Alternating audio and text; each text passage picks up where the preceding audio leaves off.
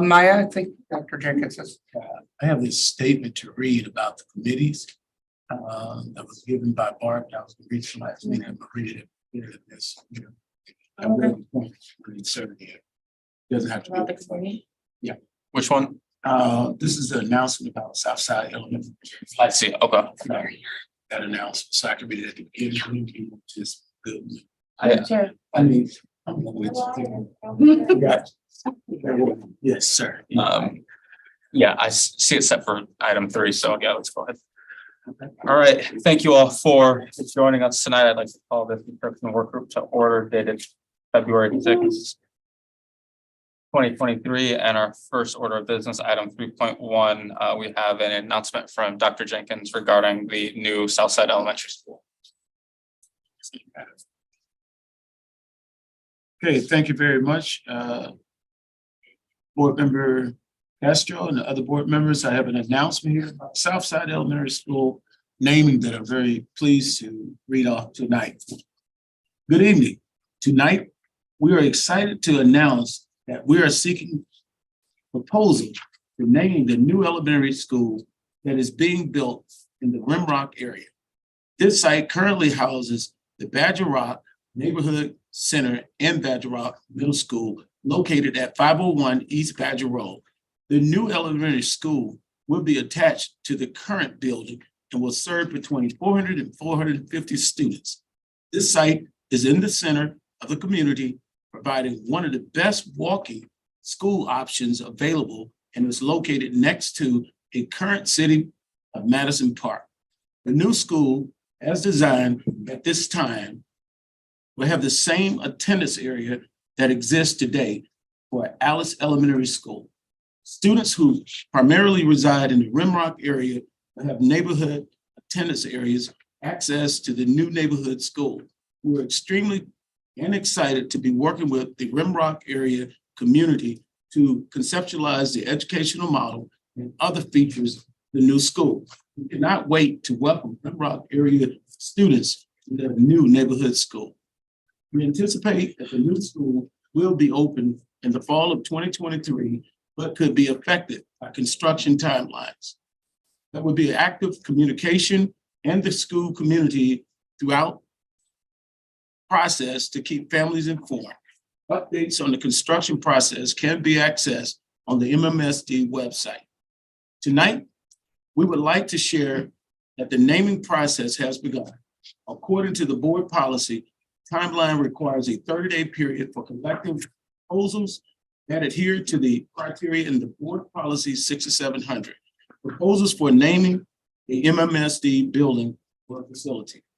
All the information about submitting a proposal can be found on the website for naming the new Rimrock area school. The meeting will be open until Thursday, March 9th, 2023. Any questions can be directed to our Deputy Associate Superintendent Office for Elementary Schools. Thank you for participating in the exciting process of naming this new school on the South Side. Thanks so much. That is some exciting news that construction is going to plan. And now moving on to item 4.1, the health services update. Nurse Carrie, are you with us tonight? Hi, good evening, everyone. So I'm happy to report our COVID cases have been stable in the district over the last probably 4 weeks. Our cases of influenza and other respiratory infections have also decreased quite nicely. Since the last time that we met, there have been 2 rather large announcements that have been made. One of them is the announcement by President Biden that he will be ending the national emergency and the public health emergency for addressing COVID-19, and that will end on May 11th.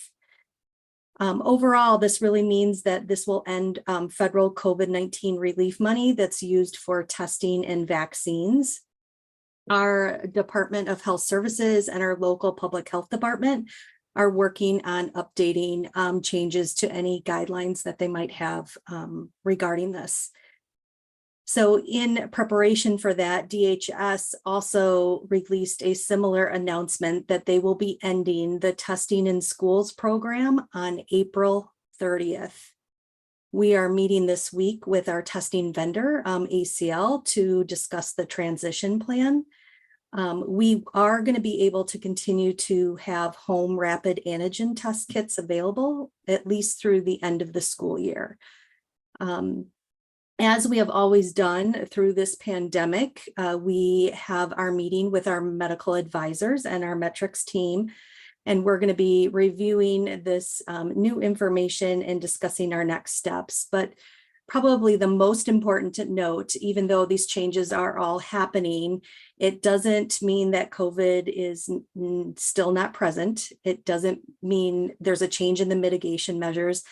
And a matter of fact, with all these announcements, our local public health department put out a press release reminding us that we have a duty to still report and follow the guidance that they have provided around COVID-19. So we continue to follow that. We continue to do all the usual reporting process that we have in place, and we'll do so until the guidance changes.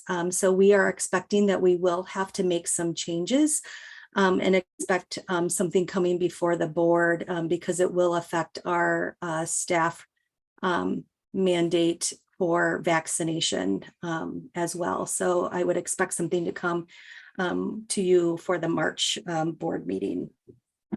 Also of note, recently we did a lot of work last week on our school-based health centers, and Dr. Esser is going to be addressing those when she gives her update on the BEP. Otherwise, that is it for my update. Thank you. Thank you. Any board member questions? All right, moving on to item 5.1, we've got an update on middle school by literacy RFP process. Here with us tonight, we have Cindy Green, Kaylee Jackson, and Dr. Lou Eby. Cindy, would you like to take us away? I sure will. Thank you, Board Member Castro. Good evening, everyone. Jesse, could you please share the slides with us or on the screen?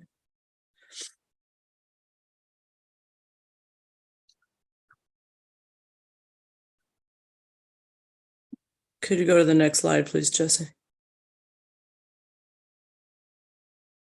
As always, we start with our district vision, ensuring that every school will be a thriving school, preparing everybody for college, career, community ready. Next slide, please, Jesse. We always start every session, always lifting up our core values. I think tonight you will see both through the middle school by literacy RFP and our presentation on the behavior education plan, how we are trying to intentionally uplift our core values and make sure that they permeate throughout the work that we are doing. Next slide. And our 3 strategic framework goals, as Kaylee and Dr. Eby present the updates on the middle school RFP, you will notice that we are intentionally uplifting goal 1 and goal 3. And as Dr. Esser presents later in the evening on the behavior education plan, you will see how we are intentionally trying to realize goal number 2. These are the 2 outcomes for tonight. We'll start with an update on our middle school literacy RFP. I wanted to remind the board the importance of the timing of this RFP. We are taking advantage of those one-time ESSER funds in order to purchase new materials for our middle schools in the areas of literacy and biliteracy. Tonight, we'll provide an update of where we are to date on the RFP process, and we will be coming back to the board again in March and in April for a vote in order to be able to spend these one-time funds to purchase materials for our schools. Dr. Esser and her team will then share updates around the behavior education plan with timelines and recommendations of where we're trying to go with shifts and changes to the behavior education plan. Next slide, please. All right, I'm going to turn it over to Kaylee Jackson and to Dr. Eby, and they're going to walk through the next few slides. Thank you. Thank you, Ms. Cindy Green, and thank you to the board for this opportunity to share with you an update on the biliteracy RFP.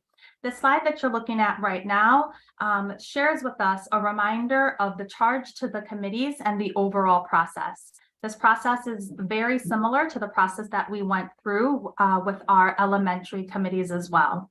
So we start first with our evaluation committees, who evaluated all of our proposals and materials that came in from the vendors. We then had a robust method of getting feedback both from our students, families, and community members, as well as our staff. From there, we broke into smaller groups, which contained the selection committee. And we actually had a selection committee and then a biliteracy recommendation committee. So we split those two into smaller groups.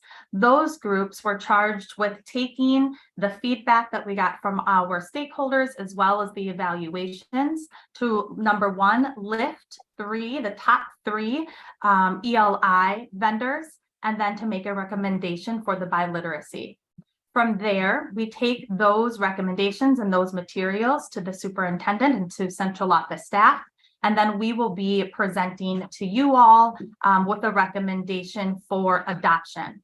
Our timeline is to provide an update in February, which is what we're doing now, and then in March and April with an April regular board meeting, vote and approval. Next slide, please, Jesse.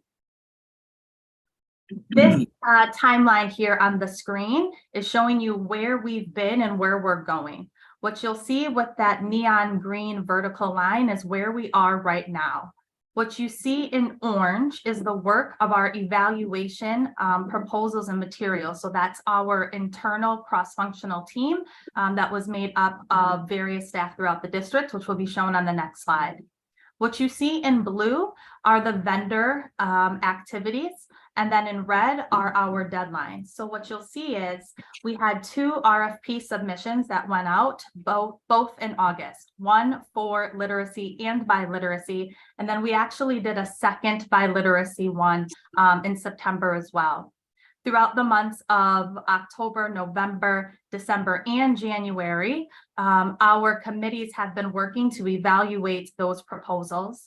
And then you'll see here we are today in February with our update to you all. And then in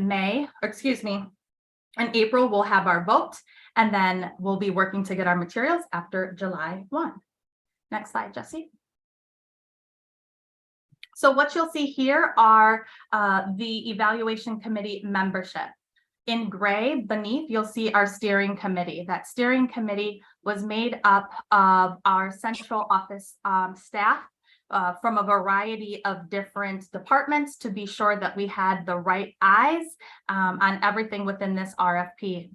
So you'll see we had 3 associate superintendents from teaching and learning and from middle school, 3 admin from C&I, 2 pathways and secondary programs administrators, our multilingual programs and services admin, and then 1 project manager. In that, we had 2 early literacy and beyond task force members as well. And then you'll see that the actual evaluation committee was made up of 23 staff members. And we were happy to have a wide representation of staff. So we had 5 bilingual classroom teachers, 4 ELA classroom teachers, special ed. I won't read through them all. You can see them up there. And we're also happy to say that we had 9 of our 12 middle schools represented in this process, and 48% of our members identified as people of color, and 30% of our committee members also identified as being bilingual. From there, we also had a subset of individuals that were pulled into the bilingual recommendation committee. And that was made up of 6 staff. We had 4 bilingual classroom teachers, 1 ESL teacher, and 1 bilingual instructional coach. Next slide, please. I'll pass it over to Dr. Ebby. Thank you, Kaylee. Good evening, school board members, Dr. Jenkins, and the Madison community. I'm going to add a little bit more about the selection committee process. As Ms. Jackson shared, there was robust feedback that we obtained, and the way we did this is by engaging the middle school community, family, staff, and students on vendor materials feedback through family surveys, student focus groups, staff surveys, and family staff in-person material review sessions. And as you can see, we heard a number of things from families really wanting our scholars to be reading books, students wanting heavier topics, and our staff really wanting us to go deeper into reading stamina and deeper thinking. And that's up here on the slide for you. You can go to the next slide.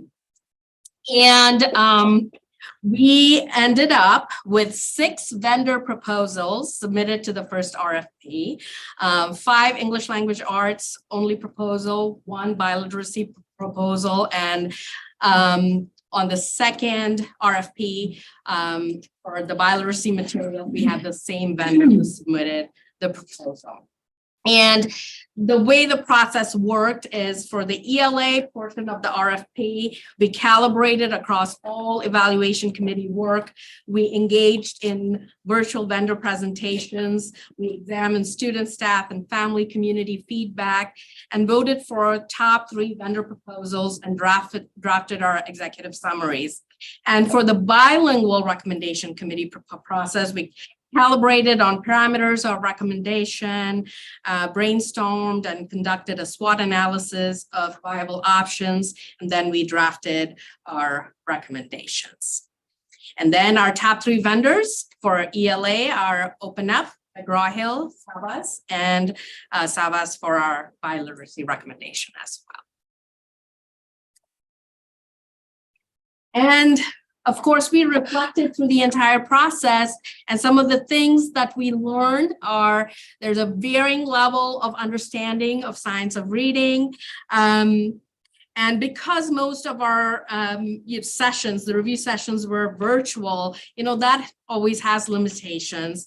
Staffing at schools did not always allow us to have 100% committee participation.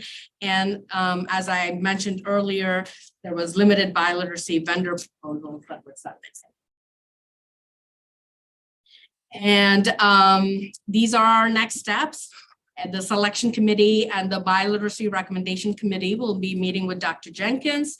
When I say we, I mean teaching and learning and the associate superintendents are going to be supporting our building leaders so that we have great change management happening during this process. We're going to continue our focus on training on the science of reading and of course avid critical reading as well. And we're going to partner with MTI to create an implementation plan. So that's where we are.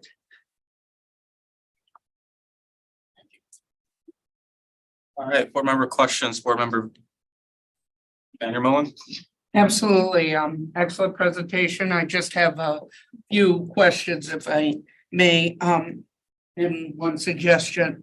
Why were there 2 RFPs for the biliteracy proposals? Yeah, we received 1 RFP at first. And what we learned is across our country, most DLI programs are K-5 or K-6. So that's why we were unable to get more. That explains a lot. My suggestion is, one suggestion would be on the middle school committees, can we please include maybe an additional special ed teacher who does biliteracy?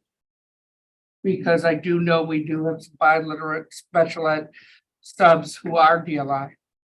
And I think that might be helpful for those individuals who have an IEP, but are very able to be a part. I think that would work really well. And let's see. I'm thrilled that you're partnering with FTI. I definitely want more this is my last thing is on the content. I definitely want heavier topics. I think our kids are saying they want break between heavy and light both. I know a lot were disturbed last year when certain books were originally part of a curriculum and then removed books like the 57th Street Bus or How to Be an Anti-Racist. Some of those books were taken out of the curriculum. Is there a way we can figure out how to incorporate them? Because I don't want to, I want our students to have access to everything without limiting. Reason I picked on a 57th Street Bus is it's the first time I've ever seen a book discuss both transsexuality and autism in the same book. Because it is an autistic teen who is trans. It is, although there is a violence level, I'm not saying there isn't. I never saw that in middle school. I never even knew those individuals existed at that age. I want our students to know that they exist. Otherwise, you're doing a great job. Thank you. That's great feedback. Appreciate it. All right, Board Member Nichols, followed by Board Member Gomez Schmidt. you. So the first question I have is I just want to make sure I'm remembering this correctly. We have in our budget book that the adoption of these materials are targeted at 3 million using ESSER. Is that correct? Is that for both curricula? Yes, that's correct. Okay, great. I wanted to just clarify that. And then the next thing, I went and looked at the vendors that have come forward so far out of the committees. So Open Up is the same vendor that we did the EL elementary adoption with, correct? Correct. Okay, and then McGraw-Hill, is their 6-8 ELA program called Study Sync? It is. Okay, and then the Sava, how do you say that one? The last? Savage. Savis, Yes. formerly sorry. known as Pearson. Yes, Is there 6-8 curriculum called My Perspectives? it is. Okay. Okay, I just was looking at the review of the curricula, so it looks, they all look good. I'm wondering if your middle school committees have had any interactions with the elementary folks that were part of the selection, because at least one of the vendors is the same. I'm Mhm. just wondering if there might be an opportunity for some cross insight about the vendor, the quality of the materials now that they're being adopted, or are you trying to keep that really separated? That's a great question. So during the process itself, Michelle, we really wanted to keep that separated, right? Because we wanted it to be an authentic review of what it is you see in front of you, right? Since we have gotten to the top 3, what we're doing right now is we're really working with our middle school leaders and our elementary leaders, specifically, as Dr. Evie said, around change management. So we've actually scheduled, and we've had all of our middle school principals and most of our instructional coaches go into elementary schools and meet with the principals and instructional coaches to do a variety of things. To number 1, talk through lessons learned, right? What needs to be on top of mind right now? What do I need to consider for summer planning? What is something that you wish you would have known? And then also to get in right now to see the quality and the rigor of materials and instruction that our students are currently encountering, right? Because that's something that we also want to consider when we're thinking about the transition from 5th to 6th grade. We want to be sure that we're keeping that rigor aligned.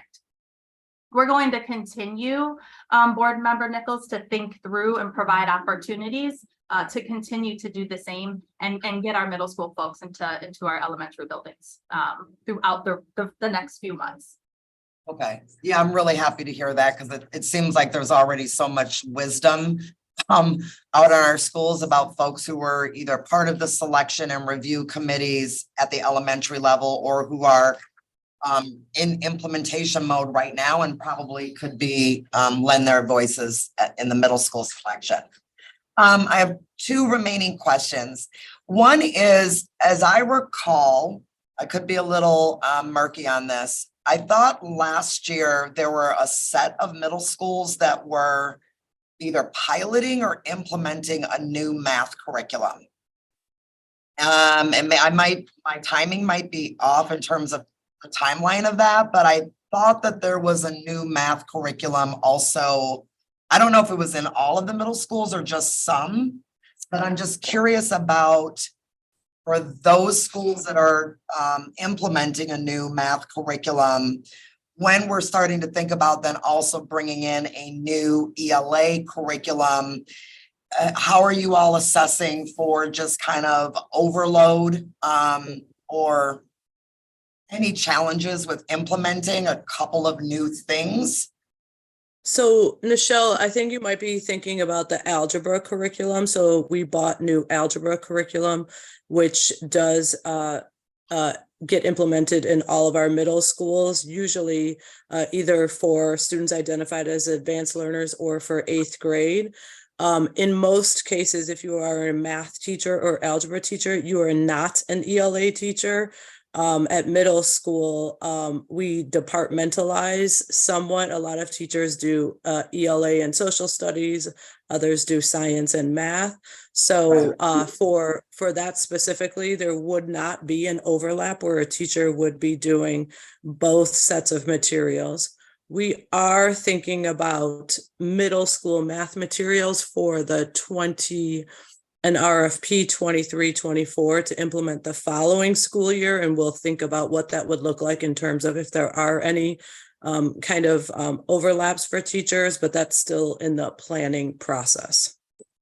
Okay, thanks. I thought that there was already something that had rolled out, but maybe I'm thinking about a math curriculum at the elementary level. Maybe I'm confusing something in my head. I think it could be Bridges. Yeah, maybe it was.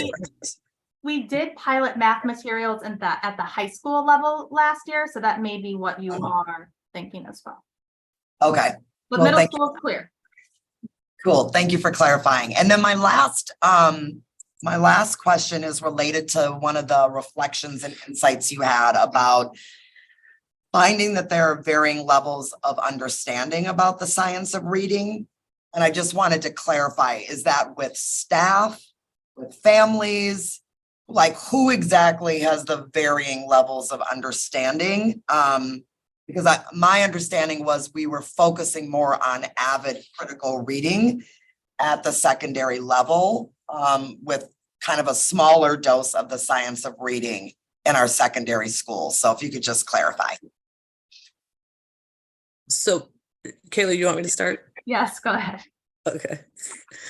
So Nichelle, we were talking about with the adults, with the staff that were part of the selection committee. A part of what we were looking for was ensuring that materials actually were grounded in the science of reading. At middle school, our 6th grade teachers this year are in the middle of their learning with letters around the science of reading. And 7th and 8th grade teachers are starting this second semester. So while we also have them going through avid critical reading strategies, which are how you kind of do the application of the science of reading with students, we still wanted our staff to be grounded in the science of reading. And we just saw, based on the different levels of staff coming in and or what they taught, it varied in terms of their own understanding. So hopefully that clarifies. Okay. Yeah. Thank you very much. All right, thank you. Castro. Board Member Gomez Schmidt. Yeah, thank you for the presentation and for the work that is going into selecting this new curriculum. I am wondering, how important is it to align, knowing that we've made a big investment at the K-5 level already, how important is it to align to what we have there for selecting the middle school? I know that one of the options is the same vendor. Do we know if other districts that have been implementing the curricula that we're using at K-5, what they have done, and if there's any lessons learned there or any external research that points to like sort of meshing the K-5 with the middle school.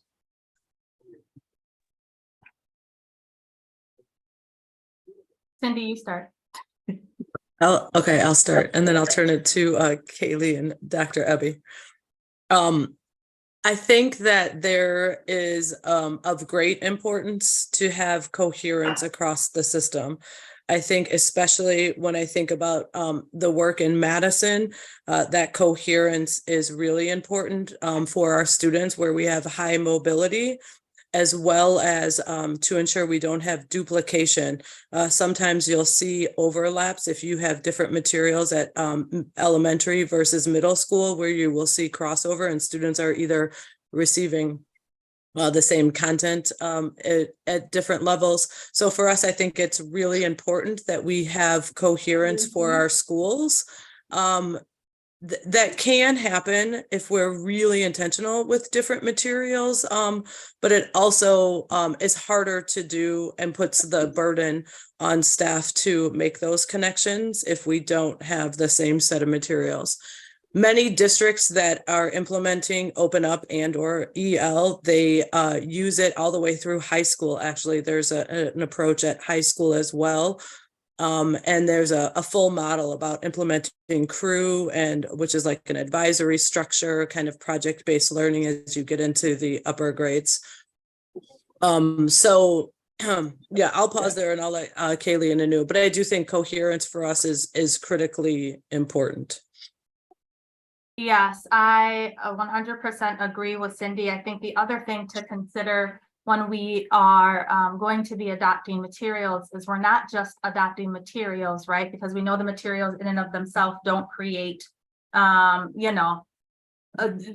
achievement. What it is the teaching using those materials. One thing that we want to consider is that alongside this, we also need that professional learning. Right. So it's really important for us to have a relationship with a vendor who has high quality professional learning and who also understands the MMSD context.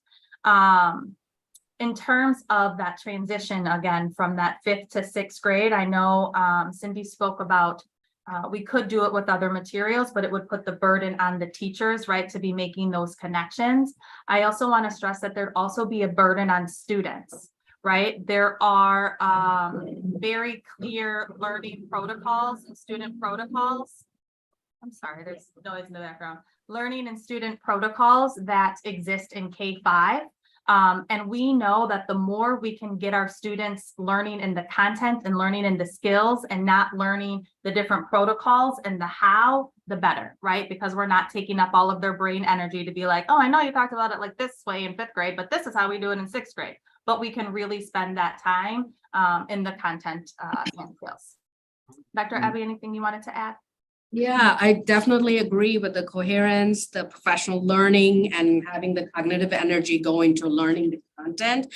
I also think that we need to think about rigor and maintaining that from, K-5 that's coming, in 6th, 7th, and 8th as well. So that piece is important too.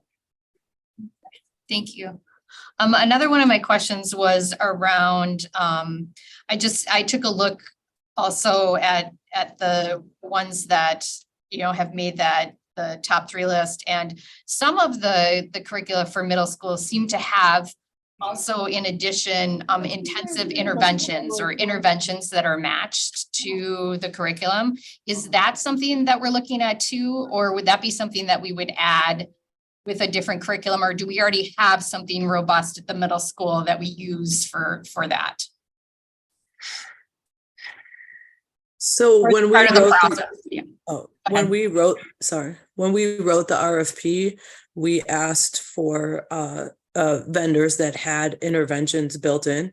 We do not have many robust interventions at middle school. We have few. We have evidence-based interventions, and then we do have a few programs, but we are in need of having something more robust and connected to core so that it actually makes sense for students in terms of where their skill gaps are. And so that was definitely something we wrote into the RFP, and it was part of our scoring rubric. Thank you. And then just one last suggestion as you move forward and continue the review. I'm just wondering if we could add somebody from the advanced learning department or one of the middle school advanced learning specialists to the mix of people, just to keep that in mind when you're choosing a curriculum, to make sure that there are extensions, since all the English language arts instruction happens embedded in the classroom, making sure that we can extend that for students who are ready to move beyond grade level will be important too. Absolutely. Thank you. All right, I have just one question about the RFP and evaluation process. First of all, thank you for your work and presentation on this. I really appreciated seeing people on the selection committee and their demographics. I'm wondering how our instructional goals and instructional values are represented or embedded in the RFP rubric and the evaluation process itself.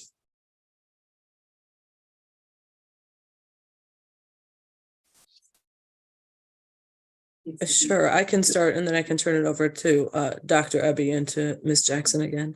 Our rubric was designed around exactly what we were desiring for students, both in terms of other districts that have had success in the implementation of these materials, specifically for students that identify as Black and or students that identify as Latinx, or students that identify as Brown. That was a huge piece of it. I think also the representation in the materials was very important for us, and that was a huge part of the rubric as well, both from a culturally responsive standpoint, but also just from representation of our student body. So some materials, didn't make the cut because of that, and Open Up, as you know, was at the top for elementary, and then the other two rose to the top for middle school as well. But that is a huge part of how we actually evaluated the materials and in the rubric. Dr. Ebby or Kaylee, you want to add anything? I think how the committee groups used the rubric was also very intentional. Deep discussions and dialogues and bringing their expertise in as teachers was so valuable in that process. And I just add that during the process, we made intentional moves to continue to come back to our student voice, to continue to come back to our student data, to continue to come back to our student experiences throughout. So every day that we met, right, we had a set of agreements. And the one that we always focused on was we make decisions first about our students, right? And so throughout the entire process, as Dr. Ebby said, not only was it in the rubric, not only is it something that we're looking for within evidence within the materials, but the conversations were rooted in what is it that our students need. And we're looking particularly, right, at our Black students, our English language learners, and then our students who identify as having disabilities as well.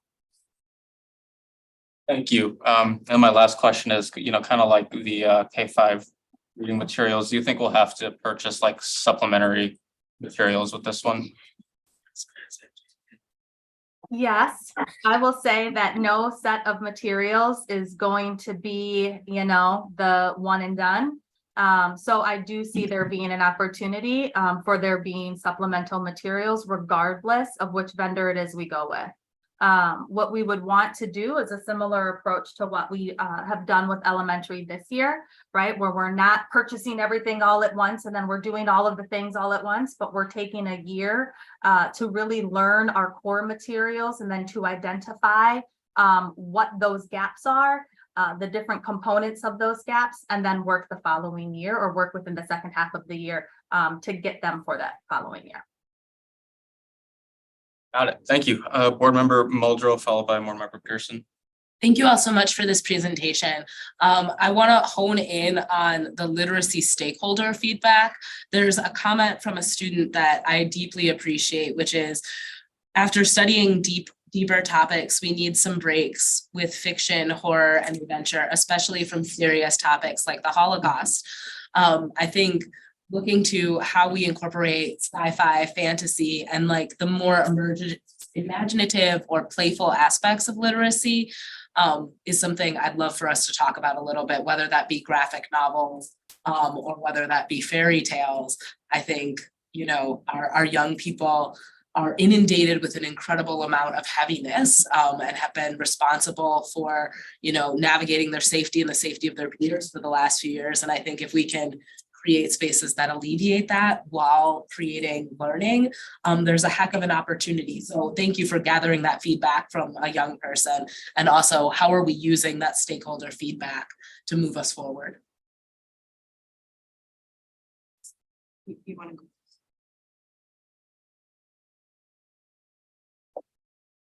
It's not all at once. Calm down, y'all.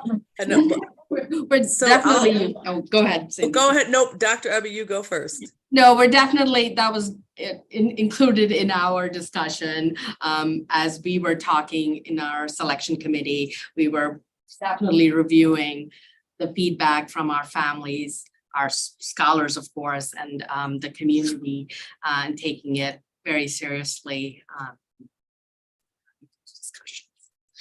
I appreciate that, and I hope that we are really incorporating this feedback, not just gathering this feedback. And one of the reasons is because looking at the parent feedback, I looked at that and then realized like my own child has not, as far as I know, been assigned a book thus far in middle school. She's ordered her own books, but has not come home with a novel or a book. And so I think some of this feedback really gets to some of the core of what folks might notice in terms of literacy in our schools. The other thing I want to root us in is, you know, our own commitment to college, career, and community ready. And so, although I greatly appreciate this investment and the work you all have done to bring this to the board, I'm curious how we're leveraging our public libraries and how we're connecting our students with library cards so that they can access learning as part of our greater community. And so when we say college, career, community ready, do we mean that our students have access to a public library card, is embedded in our literacy curriculum, access to our local libraries?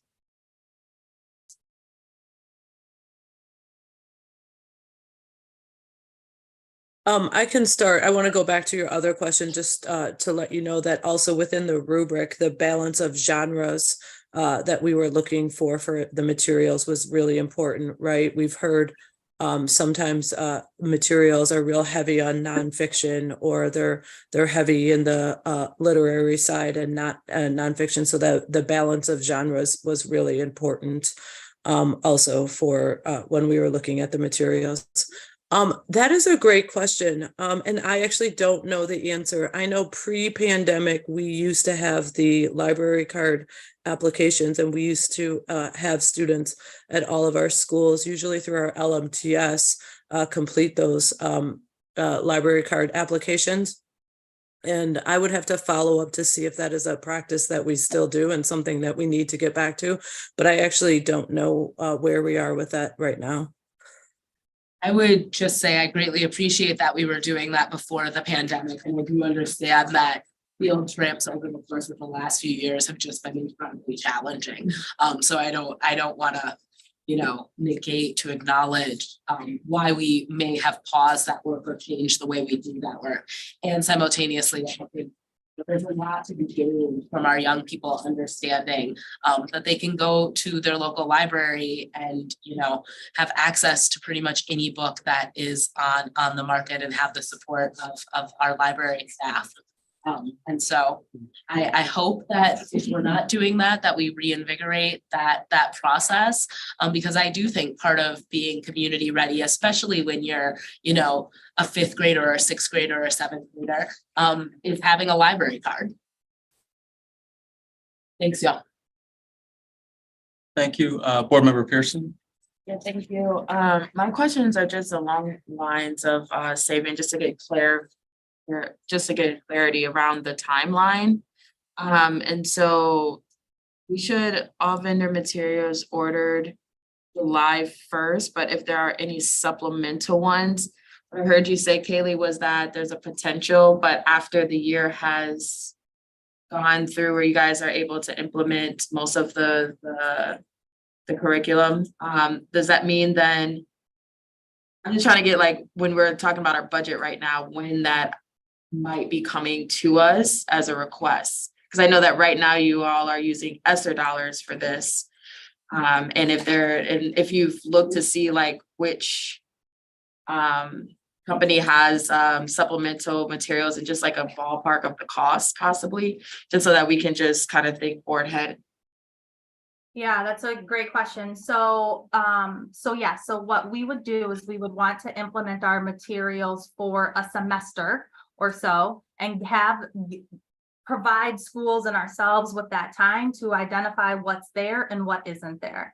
What we'd then be able to do around January, February of this time next year is again, go to an RFP. Would be able to be a much smaller one than this one, but to go through an RFP for a similar, a similar process, but for those supplemental materials.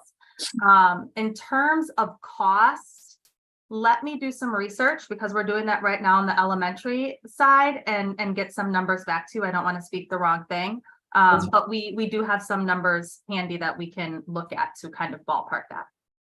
Yeah, absolutely. Thank you for that. Yeah, the more that we can get around that too, just so that we can anticipate possible costs, as this is gonna be a tough budget. So want to make sure we got all our ducks in a row so we get the best materials ready for our children. Thank you. Board Member Vandermolen. Yes, my only other thing that I had forgot to say is on vendor McGraw-Hill, if we're going to do that, can we please make sure that the curriculum is accurate? This is a company that has tried to remove Helen Keller 3 times, Malcolm X twice from all learning materials. And it's based out of Texas, and they have stated that multiple times. And I do worry that could, the way history is taught, can have a really serious effect on being culturally relevant, obviously. And I don't want to leave people out. We've left plenty of people out previously. I don't want to continue to do it. So can we make sure, if it's possible, that isn't something that will be problematic? Absolutely. That is a non-negotiable for us. So yes, we'll absolutely look into that. Board Member Gomez Schmidt. Thank you. I should have asked this question initially. Can you explain if we have a standard ELA curriculum for all our middle schools currently that this is replacing? Or is this the first time that we are going to standardize across schools what we're doing at the middle school level? Go ahead, Ms. Cindy Green. I think a little bit of both. We have had what we call scopes before, which kind of outline the expectations of standards and kind of essential questions across the year. We did purchase maybe 6 or 7 years ago a writing curriculum and a set of anthologies for schools. But those were used more supplementary than core. So I think that the way we are approaching it this time around, we see this as essential core materials that all middle schools will use, which I think is the first time in many years in the way we're approaching it. But I'll see if Dr. Ebby or Kaylee want to add. I think that's right. I think we've been using scopes for a while, so this, to me, it feels like the first time we're really looking into purchasing a robust set of materials. Great, Just to clarify, those scopes are created centrally by the CNI team, right? So again, this would be the first time that we'd be purchasing a middle school greenlit, for sure, standards aligned, high quality, rigorous curriculum. And then just the last thing, I'm sure as we're implementing this, I know that middle schools have their own robust book and literacy sources. So just so that we don't lose all of that along the way. And things that have been built in, culturally responsive materials and books that are already accessible to students. However, that's going to work to integrate that with what we're selecting would be great. Thank you. All right. Thank you. Board Member Nichols. Thanks. Board Member Gomez Schmidt's question about whether or not this curriculum was going to be kind of new and standard across all schools and versus the scopes that we've used just brought up another question for me, which is, Ms. Jackson, I know you just said kind of what I was thinking. We've had teacher leaders working out of central office who have really worked very hard to build out scopes, to put accompanying lessons and resources, and then working with schools to use those scopes. If we go to a more standard curriculum, how do we imagine the teacher leader role either changes or shifts because of that? Or does the teacher leader become almost like the in-district expert on the curriculum, becomes part of the training? But I was just curious if you could talk about how this decision to go to a standard curriculum does impact teacher leaders. Probably my favorite question of the night, to be honest with you. It's a wonderful question. So you're right? The job now shifts because we don't need to be in creation mode because we have the core materials. There are still some functions of the teacher leader that will need to remain the function of the teacher leader, right? So I'm thinking report card guidance has to come from the teacher leader, right? The organization of role-alike specific professional learning is still the role of the teacher leader, right? Individual questions about the curriculum is still the role of the teacher leader. However, what we are working towards, and we're actually starting it at the K-5 level with our STEAM team, is we very much believe that teacher leaders should be in schools alongside teachers and instructional coaches, because we know, again, that the greatest variable in a student's success, right, is the teacher in front of them every day, right? So our teacher leaders will be working in our buildings alongside our teachers, alongside our instructional coaches, to really serve as an in-school coach and an in-school expert.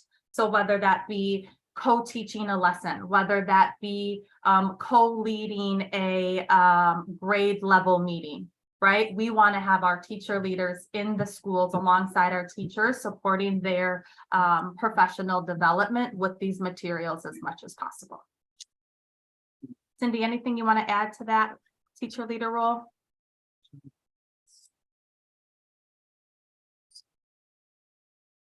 Thank you.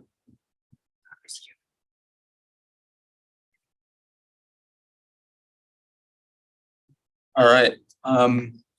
Seeing no more questions, we can move on to our next item 6.1, the digging into recent data of the behavior education plan. And on task for us tonight, we have Dr. Leah Esser and Dr. Nancy Mofenter.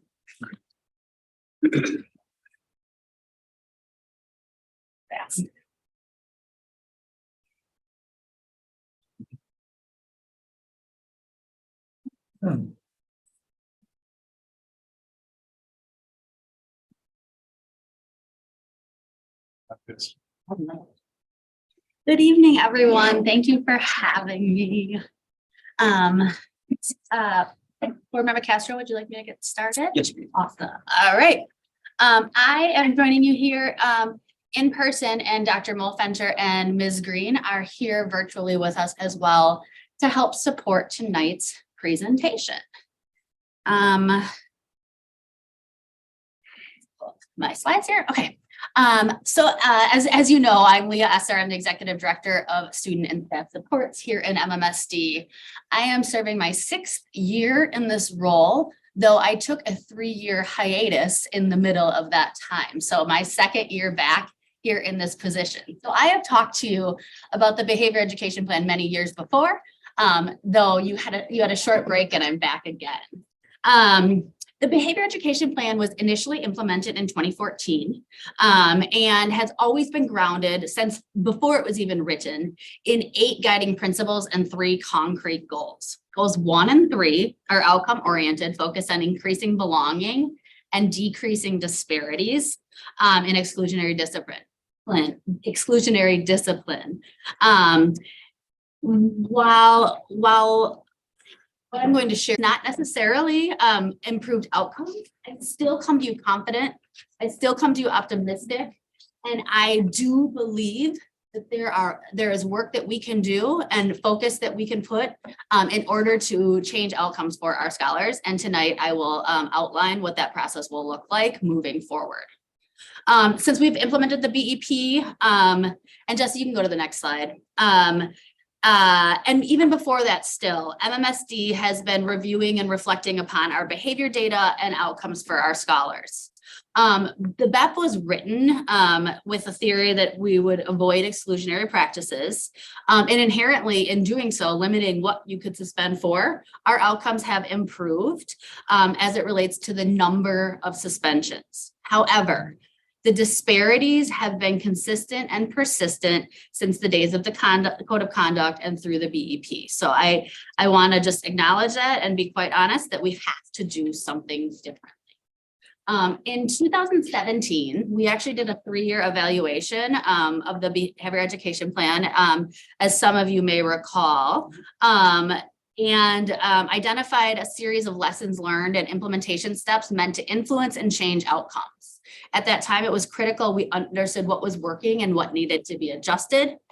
Though we clearly articulated those next steps, leadership changes and a life-changing pandemic has really disrupted some of that work. And there's still an incredible amount of work to do as we seek to develop collective ownership, build school-wide proactive systems, cultivate mindset, integrate emotional learning, develop restorative systems, implement interventions, and use data meaningfully to understand our student needs. So with that being said, we look at goal 1 and we look at goal 3, and I am going to show you that data shortly. I really want to call your attention to goal 2. Goal 2 is an implementation goal. Improve the successful development of foundational practices and integration into school-wide systems, including the effective use of intervention. The majority of my presentation this evening will focus on goal 2 and what we need to do to address that goal moving forward, and essentially our theory of action of how that will impact the outcomes around goals 1 and 3 as well. Though we've not yet achieved all of our outcomes with their BEP goals, we have incredible examples of progress and excellence across MMSD. So I want to be clear that though we have not disrupted the disparities in the way that we wish, we are making incredible progress and serving our students in new, innovative, and supportive ways. Jesse, you can go to the next slide. This graphic is part of the behavior education plan. Though I added those gray boxes. Our team here in central office, student and staff supports, has really been thinking critically about what is the foundation. So in addition to culturally responsive teaching, restorative justice, PBIS, and social emotional learning, we're also thinking about student mental health needs and physical health needs and the universal systems that need to be in place to address those as well. I want to take a moment to celebrate and share with you some of the great things that are happening here at MMSD systematically in order to implement the behavior education plan and ensure our students have access to social emotional learning and have barriers to teaching and learning removed. So we are in the process of beginning a pilot for universal and tier 2 social emotional learning curriculum at the elementary level, and are planning for secondary rollout as well. We're in close collaboration with Ms. Jackson and Ms. Green and the teaching and learning team to think about how our CEL curriculum is layered with our literacy and math curricula, and we are being most efficient and effective in our rollout and support of schools. We're also working collaboratively as a district to think about our comprehensive or integrated comprehensive systems for equity. So that ICS work that we are doing as a district. The ICS work is incredibly aligned. In fact, I was preparing slides for another presentation tomorrow and borrowed some of their work, recognizing that we can't intervene our way out of the core, and that really our job is to develop systems that serve all students as opposed to students having to fit into the systems that we think they need. So we're continuing that work. Carrie referenced our work around school-based health centers and getting therapists and physical health opportunities into our schools, which we'll share more with the board at another point, but that's really exciting work. Our RJ work is moving forward well, and we have brought on a restorative justice project manager who is supporting us in getting ourselves really organized and coherent. We continue to talk about NVCI and the process of verbal de-escalation and how we get that to all staff for next school year. And we're really proud to share that we screened 2,444 secondary students and 1,939 elementary students for indicators of stress and trauma.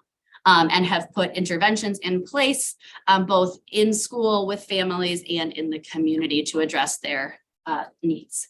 Next slide. As I've mentioned previously, we have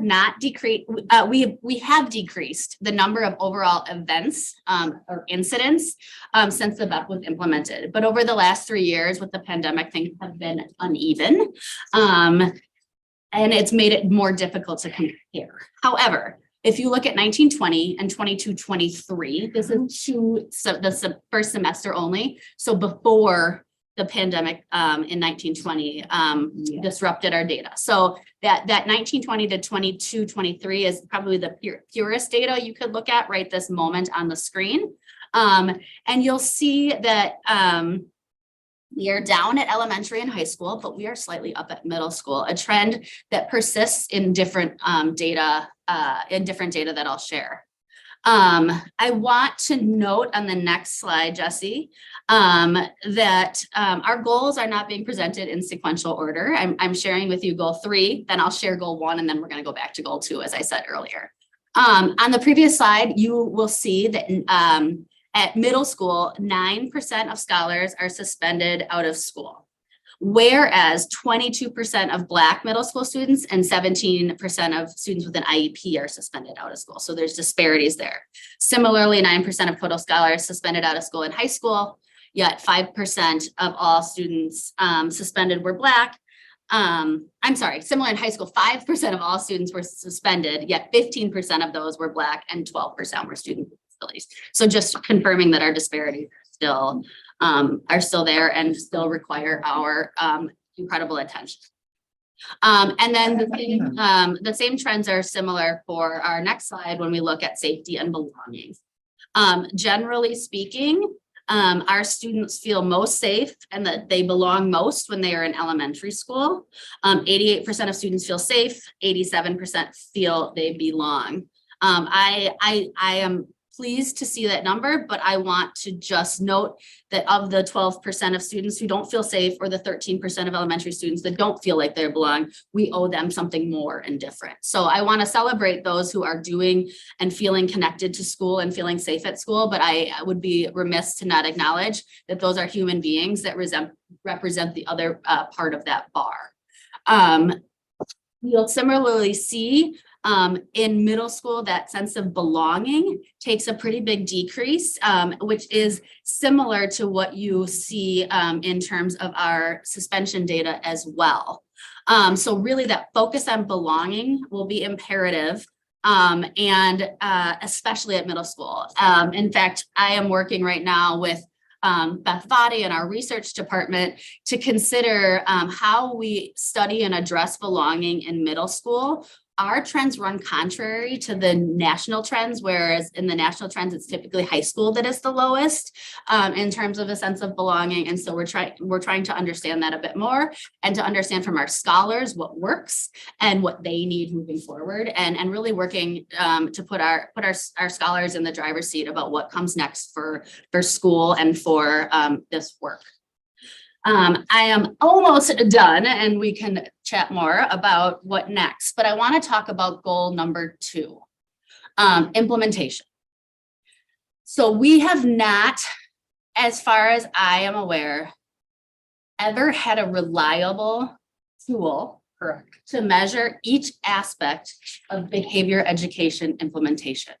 So we know that CEL is a best practice. We know that RJ is a best practice. We know that student problem solving is a best practice. We know that universal screening is a best practice. But how do all of those pieces fit together? And how do they layer on one another in order to change, to make concrete changes to our systems and practices so that our outcomes will change? I am going to just give a little Leah theory of action sort of explanation here on the next slide, but ultimately we need to have a consistent and aligned vision. We need to have clear foundational practices and the core competencies that go along with that, school support, and then we need to be looking at our data, measuring and making adjustments. So last, almost last slide, last big one. Here is the theory of action related to goal 2 and how we impact goals 1 and 3. So if we improve the successful development of foundational practices and integration into school-wide systems, then we will decrease disparities and increase a sense of belonging and safety.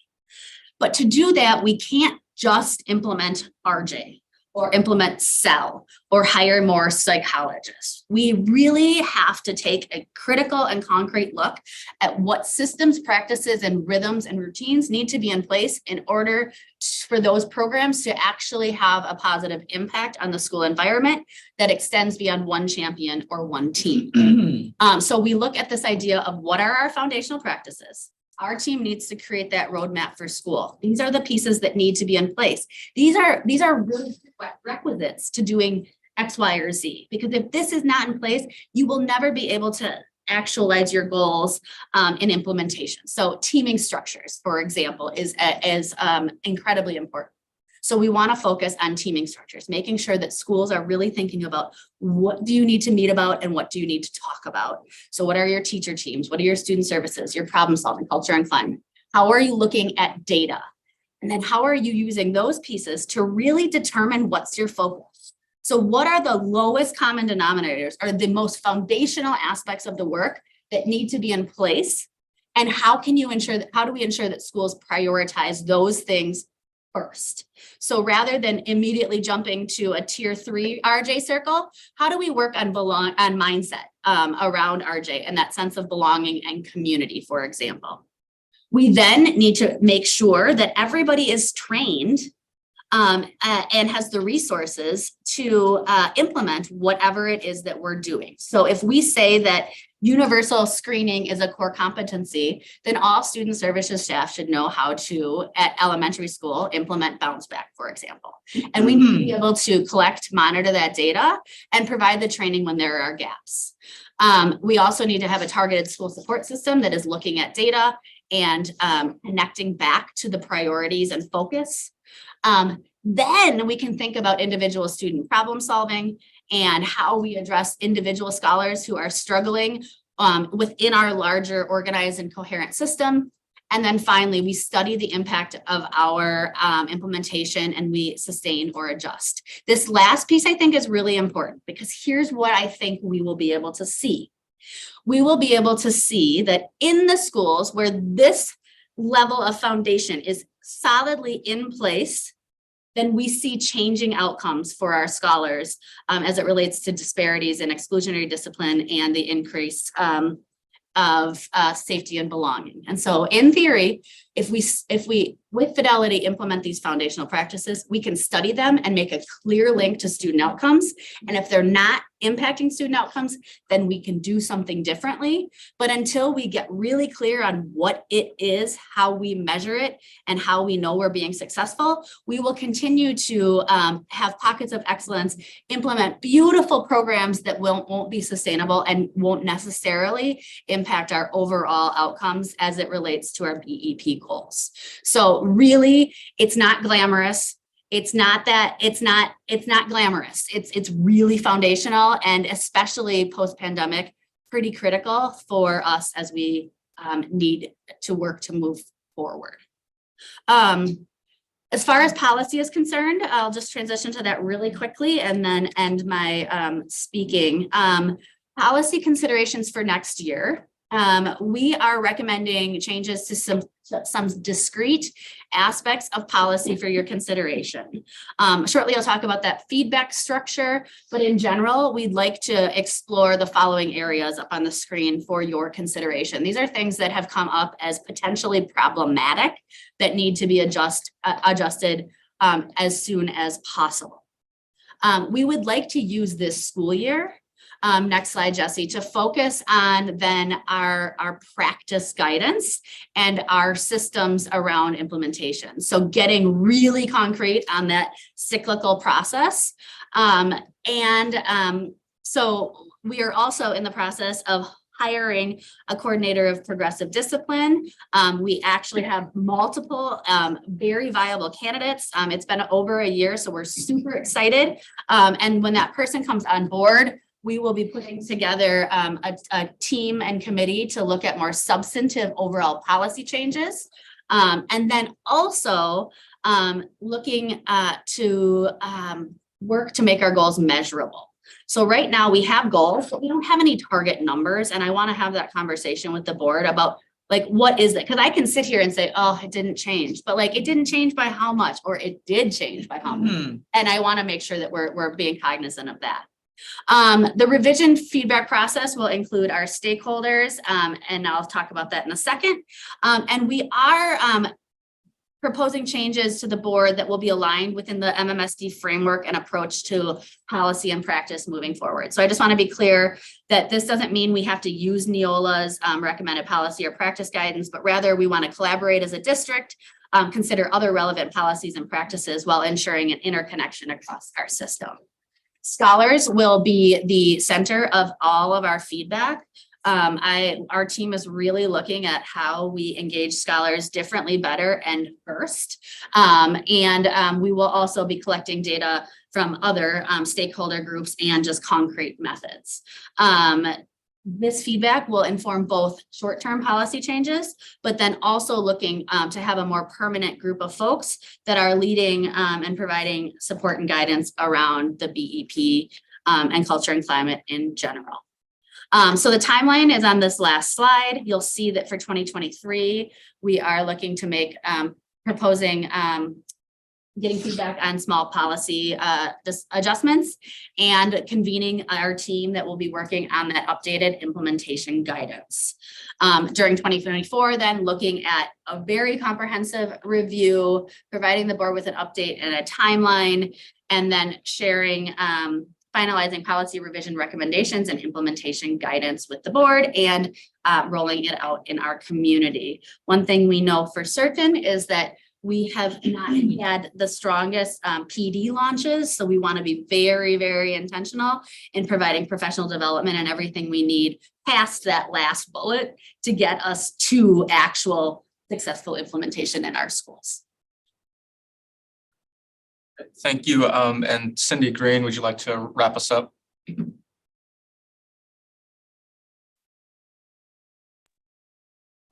Yes, Jesse, you could take us off a screen share if you wouldn't mind. Thank you. I just wanted to connect the conversation that we just had to this conversation specifically, in making sure we understand academics and behavior cannot be discussed separately or thought about separately. When we think about the adult actions and the adult learning that needs to happen around engaging curriculum, curriculum where students see themselves, curriculum where students feel a sense of belonging in the classroom. Excuse me, is also directly connected to what Leah is talking about here. So I just wanted to kind of have us think about what that means in terms of what happens every day in the classroom in terms of learning and the learning that transpires for our students, and what that means for not just the academic outcomes, but the behavioral outcomes in terms of what we're seeing, and where we need to really be having a conversation together about areas that are continuing to perpetuate what the data is showing, and or areas that we see for improvement together, whether it's policy, whether it's handbook, whether it's practice. So I'm looking forward to the conversation and kind of continuing what we began discussing on Friday at the board retreat as well. Dr. Molfenter is here also, so I'll just make sure that depending on the question, you all know that she's available as well. Thank you so much, Leah and Cindy. So board member Muldrow, followed by board member Vandermolen, board member. I want to thank you all for this presentation, particularly you, Cindy, because I can tell that you're sick, and I'm sorry that you're sick. Like you're usually my fellow alto, and you're a little deeper tonight. So thank you for joining us. I can't say that the information we just received is particularly encouraging in a certain way. And so I just want to be honest with you all about that. I've been against suspension as a tool of discipline for a long time. Not because suspension disproportionately is perpetrated towards Black students, or Black students are more likely to be suspended than other students, but because suspension doesn't work. And because it doesn't work, I think it's a practice that we embrace for students, that we embrace practices that do not work for. And so one of the things I've asked over and over again is, what are the benefits of suspension? And so one of the data points that would be really interesting is, after our students are suspended, what do their grades look like? What does their behavior look like? Are our students more or less likely to be enthusiastic about being at school? Are they more or less likely to say that they belong at school? The other thing I want to hone in on is, you talked about that goal to that belonging portion a lot.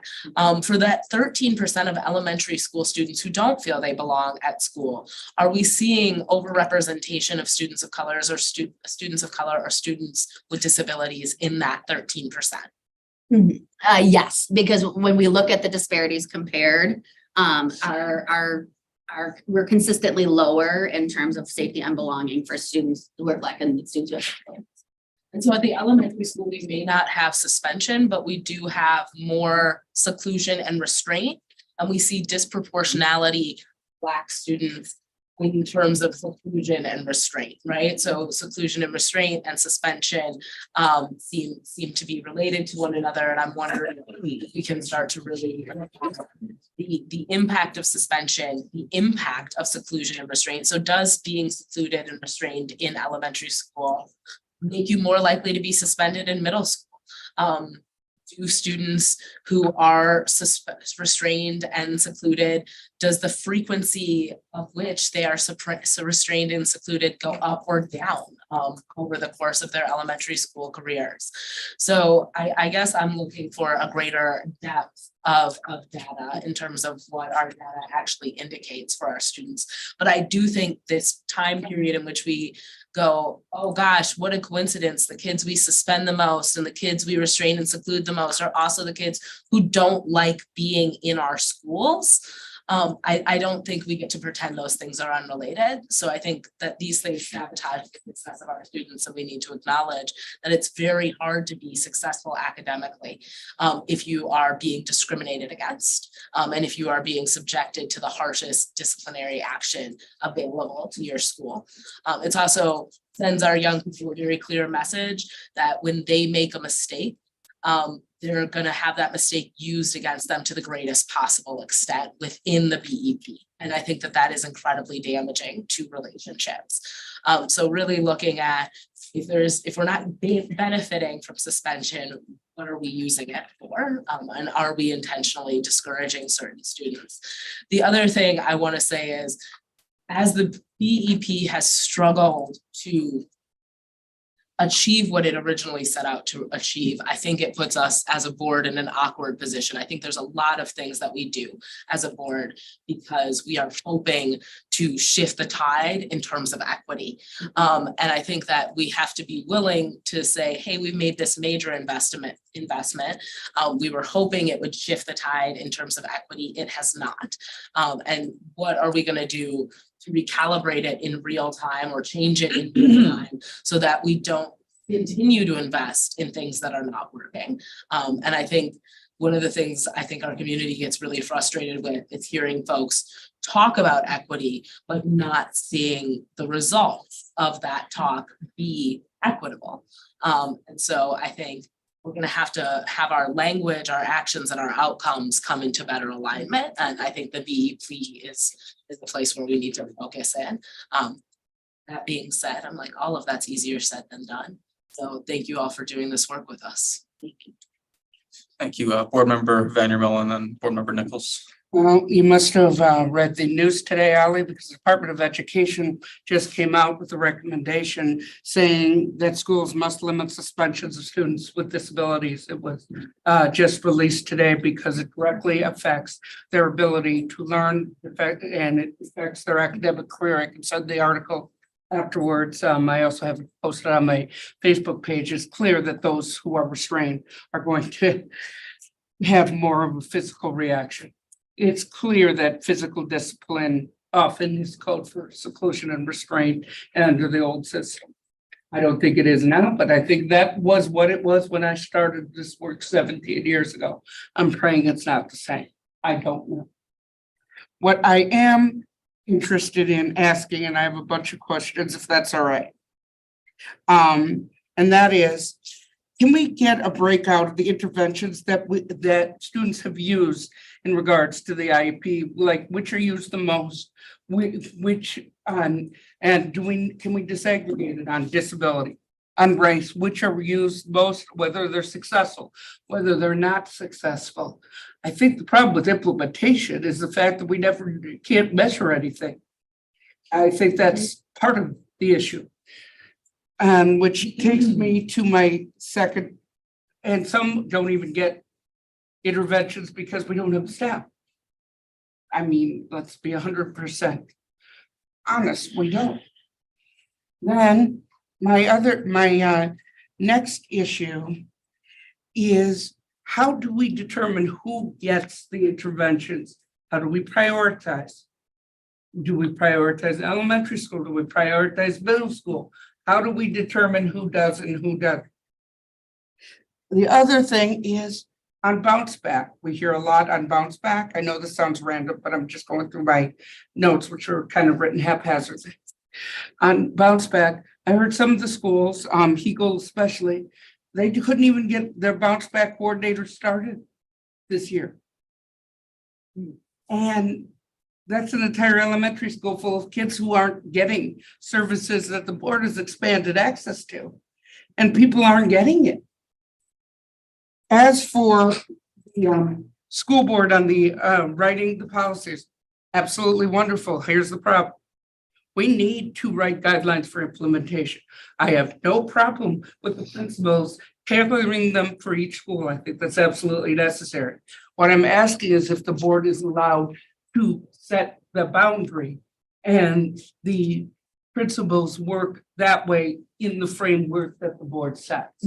I think it's a way that we could possibly monitor what is going on in the schools without tying their hands. Because I'm not the principal, say, of Hegel, or let's pick another one of my schools, Leopold. I am not the principal there. I can't know what is best going to work with Leopold students. But I can say these are what the outcomes I want. These are the things that I am looking for to see. And oftentimes we're just seeing the same data. I've seen the same chart over for 6 years. And it really, it's gone for 17% to 12%. And this problem being is it's just been recoded on some of it. And that bothers me.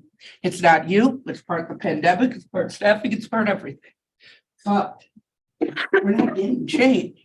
So if we keep looking at the same data and accepting different results, as Einstein said, that might be the definition of insanity. And I don't think we're getting closer unless we change our approach. And I think our teachers are getting frustrated because they need to be asked directly which worked, which didn't. The problem with the BEP is that the classroom teachers were asked last. They need to be asked first on what works and what doesn't in their classrooms. If you don't ask them first, we are creating a system and then trying to squeeze in the teachers' needs. I'm sorry, but they're the ones who are on the front lines.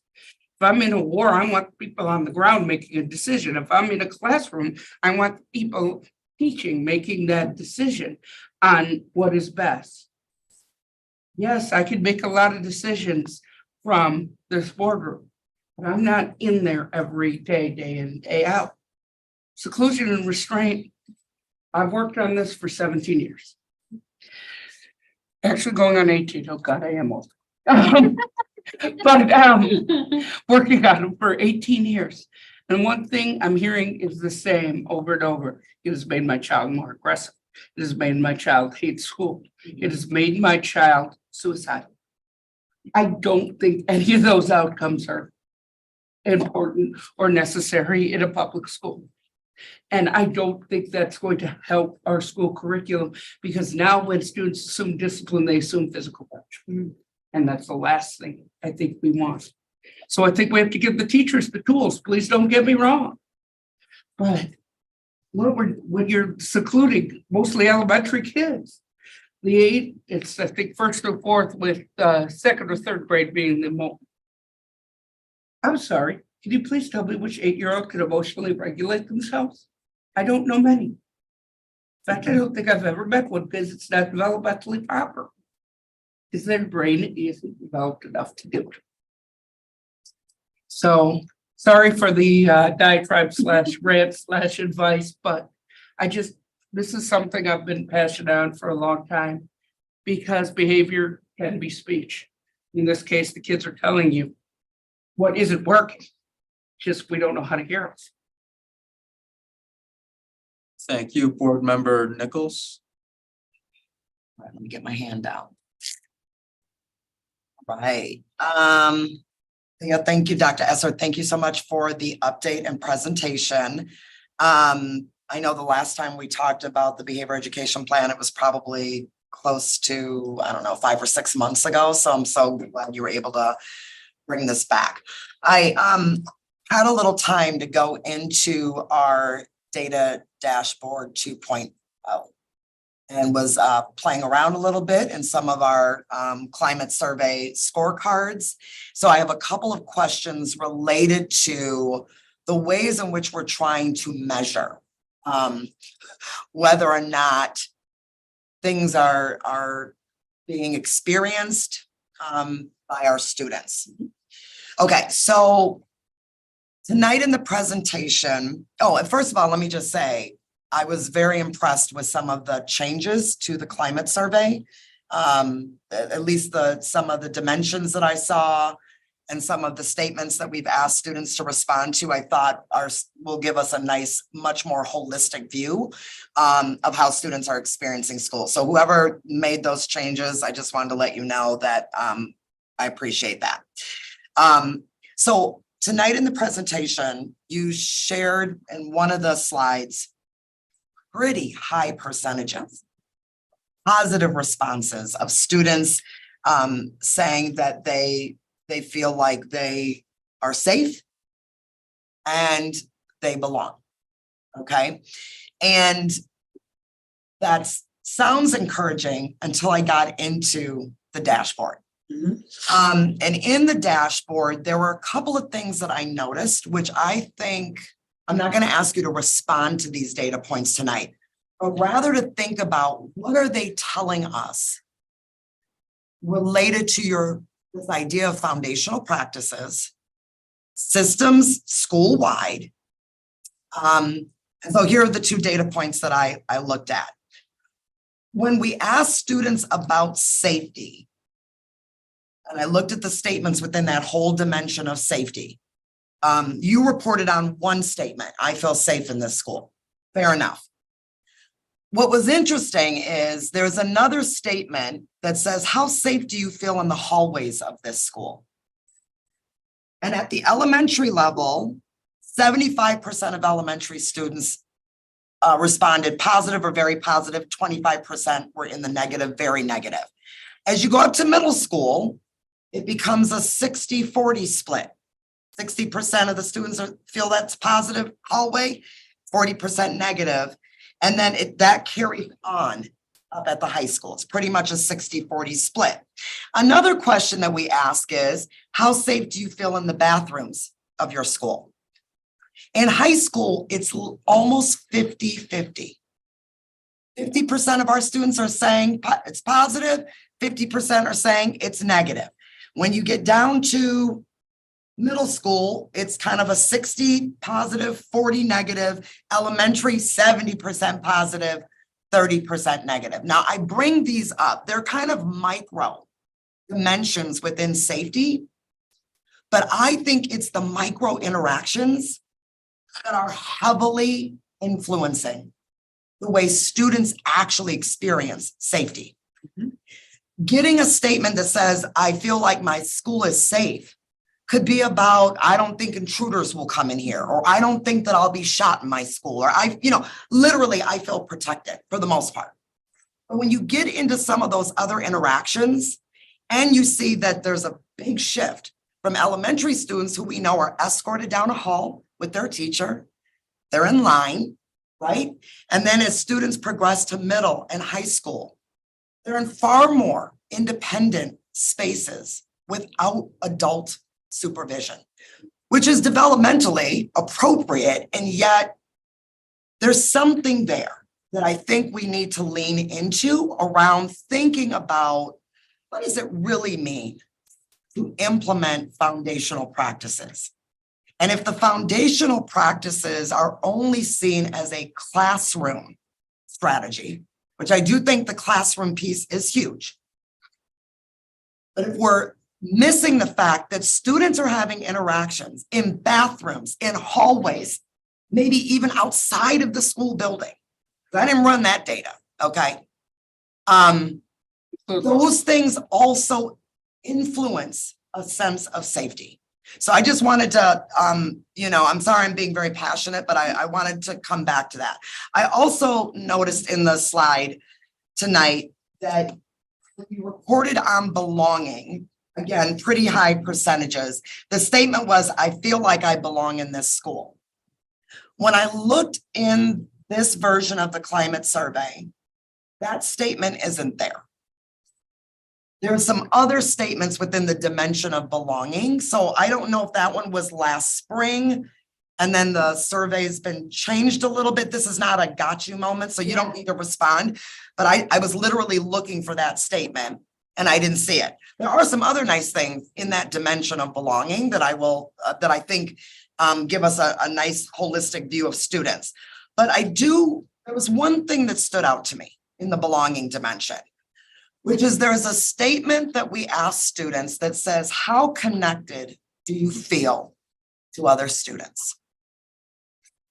And I could not believe that for that statement, at elementary, middle, and high school, there was a fairly large percentage of students who responded neutral.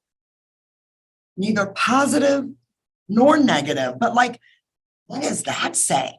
Right? Because students generally, I would think, would either say, like, no, I don't feel connected, and they would be going to a negative response, or like, yes, I do. But there were quite a few students in every grade level that were in the neutral. Now, I don't know what that means, but I do think that if students are saying, I don't even know how to answer that. I don't know if I feel connected. I don't know, is neutral. I don't, I just think there's something more for us to lean in because again, this whole idea of the behavior education plan and this idea that we're creating schools where adults and students have respect for one another, that adults and students feel connected to one another, that adults and students feel like they can contribute to a safe learning environment. Like there's nuances in the data that make me question, right? Like, wow, how are students really experiencing our schools? And so I just want to offer that as a friendly caution to say, even though the initial data that was reported on tonight looks very favorable, we have to, I believe, do the due diligence to look at the other parts of the data that deviate a little bit from that positivity rate. Okay, thank you for letting me indulge in that. The second part that I guess I want to bring up, because that wasn't really a question, that was just to let you know that I had been thinking pretty deeply about tonight, is that under your goal 2, when you say that we want to improve the successful development of foundational practices and the integration into school-wide systems, including the effective use of interventions, I guess what I'm wondering is, have we ever looked at what our middle and high school students need differently for foundational practices and school-wide systems than elementary? I know the behavior education plan gives us different responses to behavior based on, elementary and secondary, but that's not what I'm talking about. I'm talking about if we're gonna go all in on this idea that foundational practices are the thing. And I'm telling you that even in our own data, hallways and bathrooms are experienced very differently for middle and high school students. What is our approach to differentiating the foundational practices for middle and high school students? I don't know, like that's my question. Cindy, you want me to start here? Dr. Esser, go ahead and then I'll chime in. Okay, I think you're exactly right, Nichelle. I think that we have to differentiate through the levels. And within each of the foundational practices we have identified, there is research and best practice related to levels. However, I honestly believe that the most important voice that we need to listen to as we are setting that foundation and really thinking about making it developmentally and environmentally relevant is centering the voice of students and actually using students to help drive our decisions, drive our practices and how they are implemented with our schools. But I that's great consideration, and we will continue to keep that at the forefront and report back as well. Okay, I'm glad to hear you say that, because I do think students would be an amazing gift and really thinking about many aspects of the behavior education plan. So the other thing that I would love to offer, and this is, you can take it or leave it. And this is going to sound very direct, but you know me, Dr. Esser. All right, I'm ready for it. I feel like the theory of action is flawed. Okay. I'm going to tell you why. Because the theory of action that is laid out right now is exactly what we've been doing. We're going to train our way. We're going to foundational practice our way. Like we've been doing this for years, trying to get all of the adults and our students to kind of get it, right? What progressive discipline is, what it looks like, sounds like, we've been doing this since we basically moved to the behavior education plan. We have had an entire theory that if we had these foundational practices and then schools had teams and everything got integrated, right? Like all of a sudden the other things would go down or the sense of belonging would increase. I know we're building back after the pandemic, so I want to be completely respectful of the work of your department and your team. But I don't know if this is the theory of action that is going to work and shift outcomes. I'm going to be honest with you. I just don't know that we have enough PD hours in a school year. I don't know that we have enough culturally relevant staff. You know, what I mean, like there are so many variables that have to all be right to make this theory of action work. And so I would that's just my own opinion, but I would offer maybe a rethinking a little bit. Are there some other things that maybe we should consider that could decrease disparities and increase sense of safety and belonging? Because I don't know if banking all on the foundational practices and integration is the thing. It is the thing, but there's got to be something else to it. Do you understand what I'm saying? Yeah. Okay. And then the last thing is, I will just say, we brought this up once before about being maybe some other ways to look at our data. But we have a big investment right now in village builders. And we have historically spent a good amount of years and money with community partners in our restorative justice work. I would be curious, and again, this is like a research and innovation team question. I'd be curious if there would be a way to start looking at the schools where we have village builders or our community partners, particularly when our community partners represent more of our Black and Brown students. Are we seeing something different in our behavior incident data, or do you know what I mean? Or like, are there a group of students that are responding more positively to some of the dimensions in belonging? That would be its own little research project. But I think that what I'm looking for as a board member is, tell me the bright spots where this is working. Where is it working? Where have you seen schools turn the corner? And then what were the things that were in place? And are they replicable? Like, could you actually put that same level of investments or resources at another school and get similar results?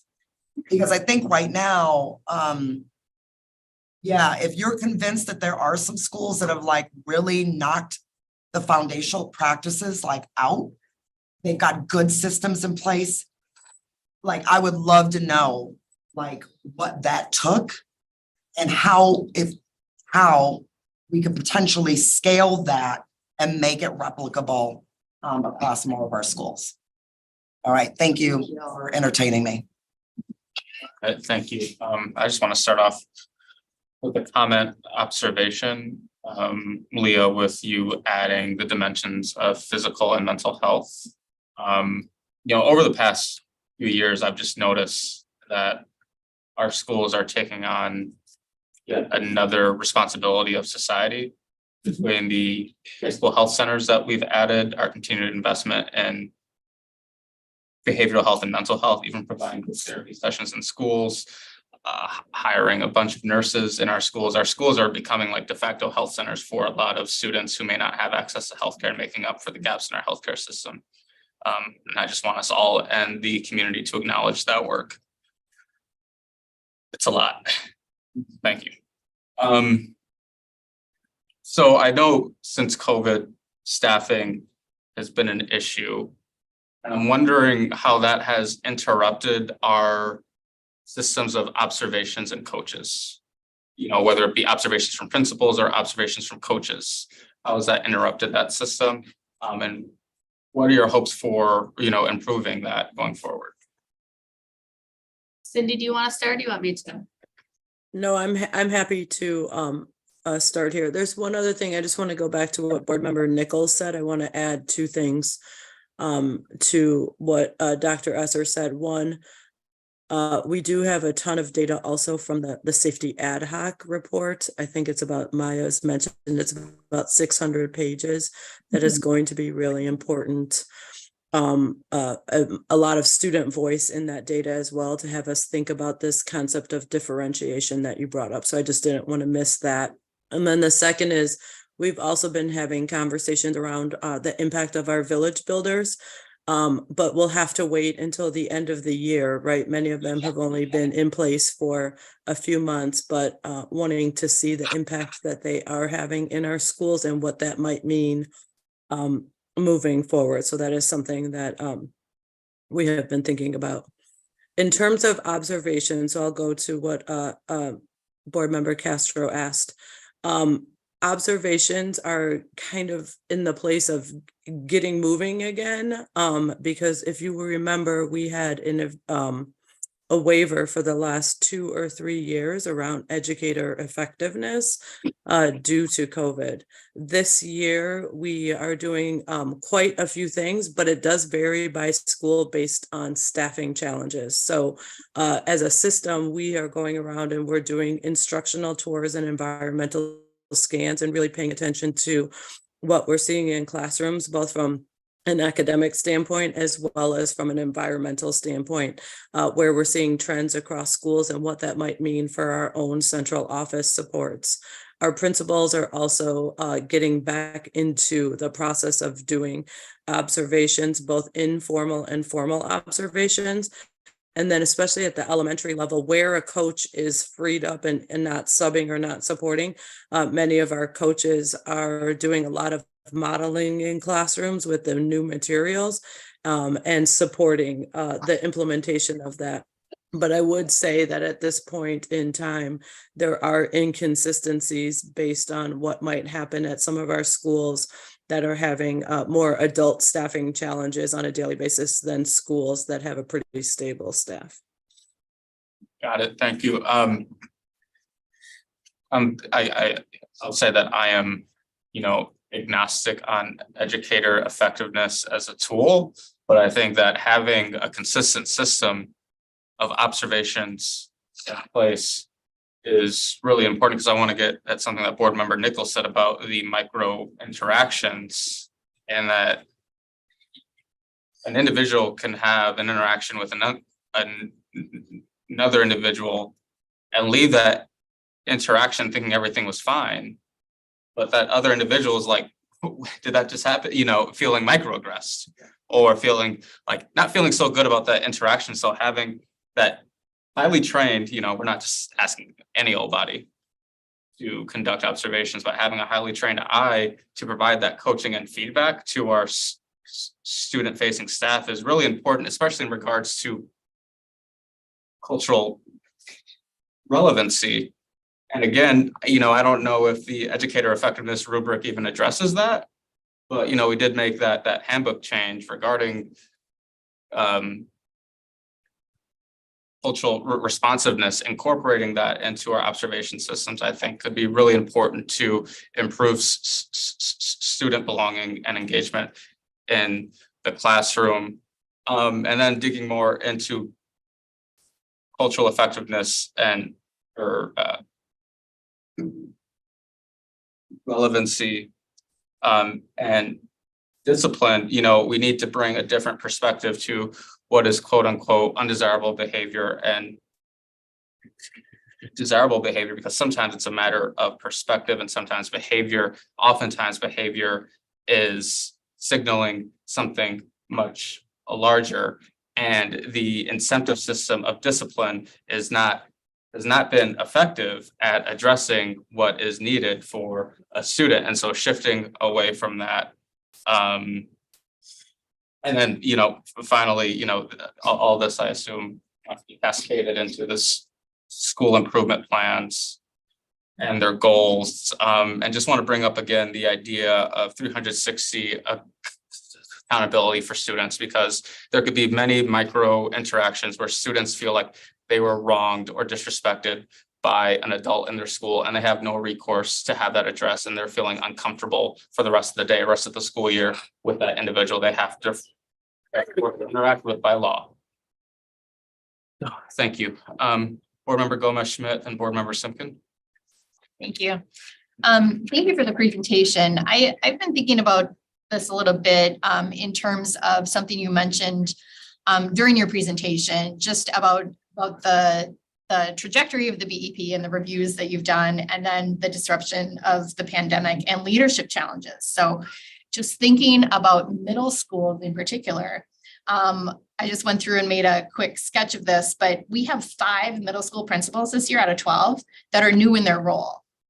for my calculations, and a couple more that are like 2 to 3 years, 6. Nikki's saying 6.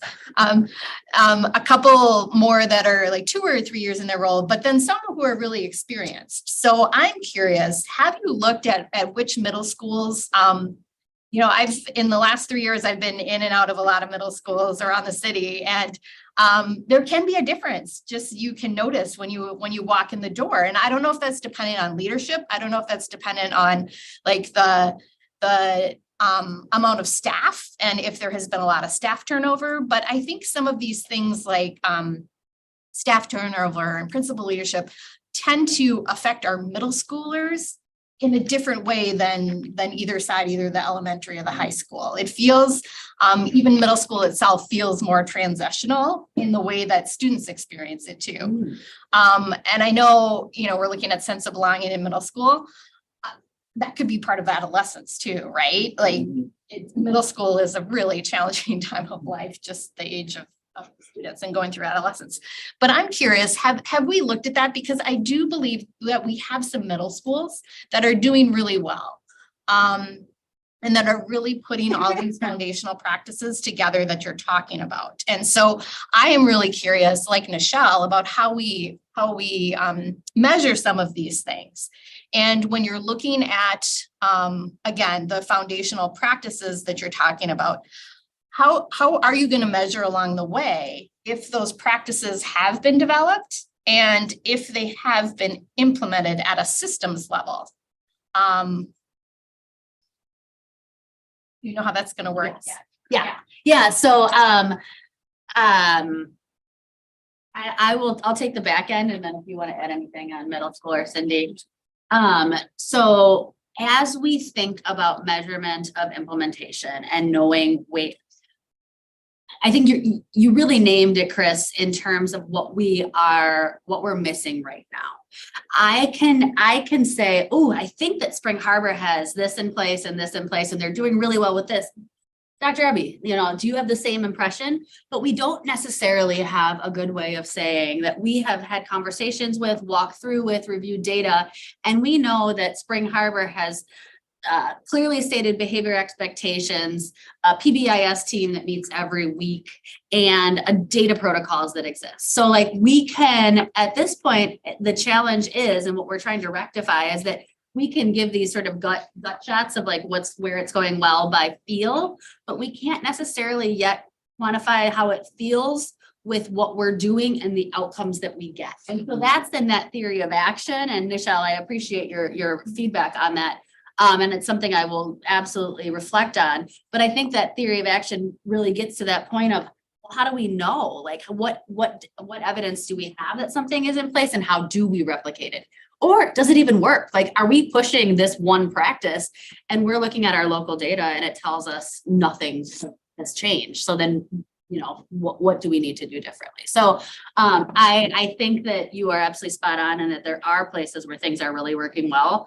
We've never quantified that in a way that we can report out on and use that to drive our work. Yeah, we haven't quantified it, but there have been opportunities for principals to share with one another promising practices, because, you know, Dr. Hicks and I, when we visit schools, we also notice some great things happening. And during our middle school meetings, we uplift those practices, and principals share with one another, you know, some of the things that they're doing that are working. So that's kind of where it's living right now. And this idea of actually quantifying it and making it more formal, be a next step. And we will use our school support system within student and staff supports. We want this process to not feel like a gotcha, like let's assess you and tell you all the things that you're not doing, but rather a facilitated and collaborative process where we identify like, what are you working on? What's not in place, what needs to be in place, and what supports do you need? So we see it as a very collaborative opportunity to continue the work that we have been doing, but in a much more formal and concrete way. Right. I just keep thinking about it from a perspective of if we keep going and doing this over a series of years, but half the people are different in a building or a leader of a building or something like that, it's almost like you're having to start over to make sure that everybody is on board and in the same place. Not to allow those who have done it already to not move forward, but there has to be some foundational way to make sure that we're circling back to what needs to be done initially to make sure there is some baseline consistency or something like that. A very specific question that I have is, do we have the correlation data? You talked about the sense of belonging, the belonging data and the suspension data and potentially those being related. Have we done a data analysis on that and a correlation? We have done some comparison. I would not be able to speak directly to what we learned right this moment, but we'd be happy to get that for you. Because there is some links. I think that speaks to Board President Muldrow's question too about how the suspension layers with the belonging and safety and where seclusion and restraint come in. And so I think I'll go back to the data team and we'll have a conversation about how to make some of those links, but in particular, getting some really concrete around suspension and belonging, we can look at. Yeah, because sometimes they can be related, but you can't tell the causality, like which way it goes which, right? Exactly. Some of that. And then my last questions are around the policy, like for the board, as we start working through updating our procedure for working on policy, and we look at potentially a different governance structure, which will also large scale affect our policies. You're talking about separating policy from practice. And so how do you see this fitting in with the timeline of the board work? When I look at that BEP sitting in the middle of our policies, it is like nothing else we have in there. Right. It's so, I don't even know how to explain it. It is so detailed and so much about practice rather than the policy. And I understand having previous boards having wanted to put it in there to highlight the importance of it. But I'm just very curious how you see this sort of separating and the process for the board to be involved in those decisions along the way. Great question. Cindy, I saw you come unmuted. Do you want to start? Because you can speak more globally. I can speak specific to the BEP, but I think you can help out with the more bigger picture. I will, and I'll also see if Dr. Jenkins wants to weigh in. Chris, I will do my best. I equate this a little to the wellness policy that was a massive document that had policy and practice together. And we really tried this past year to tease those two things apart. They work together, but there is a piece that is pretty black and white, that is strict policy that we want to keep that language very objective, black and white, that would not change year to year. And then the implementation guide and or the practice of how we actually take that policy and what that looks like every day in our schools. And so the BEP is a similar example where it's a many pages long, and we haven't been able to really pull apart which pieces of that are actual policy and what of that is something that could change on a year to year based on implementation, based on practices, change in leadership, things we're learning that aren't working, and where do we have more flexibility and fluidity to make those changes, is what we want to do. Our timeline for that is really over the next year and a half. Originally, we were thinking that that would happen by June of this year. And for many reasons that Leah outlined, and not having a new coordinator of progressive discipline, as well as needing to get a ton of input and feedback from our scholars, that is not going to happen. We want to comb through the safety ad hoc. So we see over the next kind of year and a half up to about the beginning of 2024 as the timeline for that.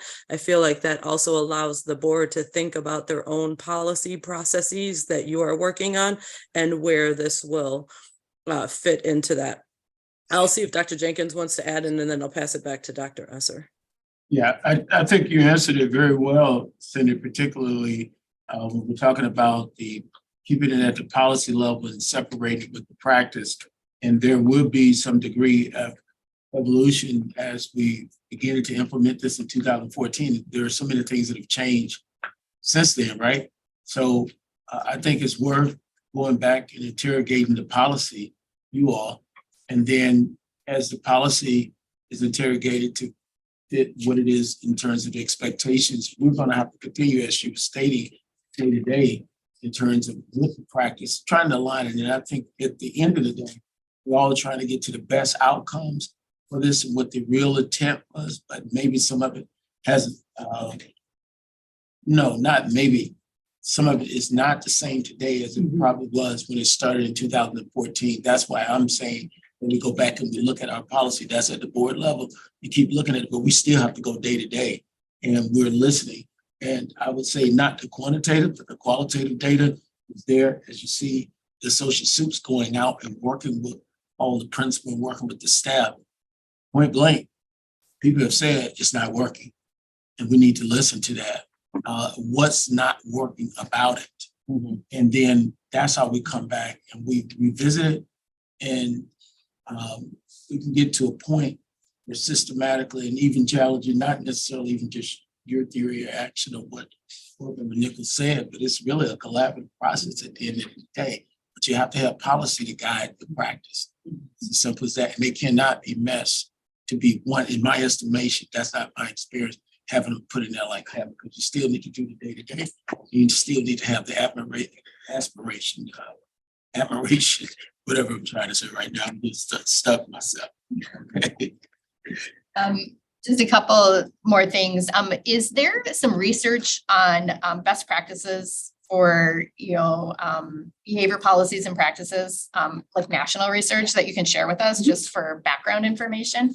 And then are there models of middle schools, high schools, elementary schools around the country that have had real success in both reducing the numbers and reducing the disparities? That would be nice to know too. And then last comment is just that circle of engagement as we're doing this work. The families, the only thing in that circle was an online form or survey.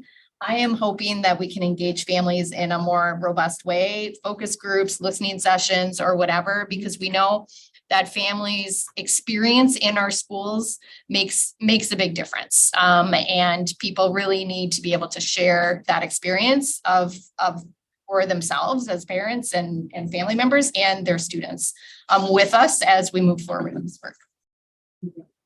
One of the things to support that too, board member Smith, you're gonna have the presentation that's coming up with Dr. Jackson on March 6th in the instructional meeting, when you did all the focus surveys with the students and with the families and the community. So that'll be coming up. That's gonna be some interesting data for all of it. Great, thank you. All right, board member Simpkin. Thank you. I appreciate all of the board member comments so far, and I'm going to work not to replicate any of them. Just a couple of other things I want to raise up here.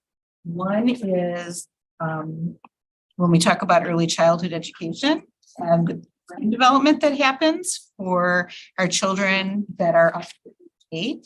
We know that impulse control is really different and that we need to be working under a different schema. That learning around appropriate behavior just gets implemented as a teaching model rather than a model in best practice. So I would love to see you come back with some suggestions for separating out those early childhood years.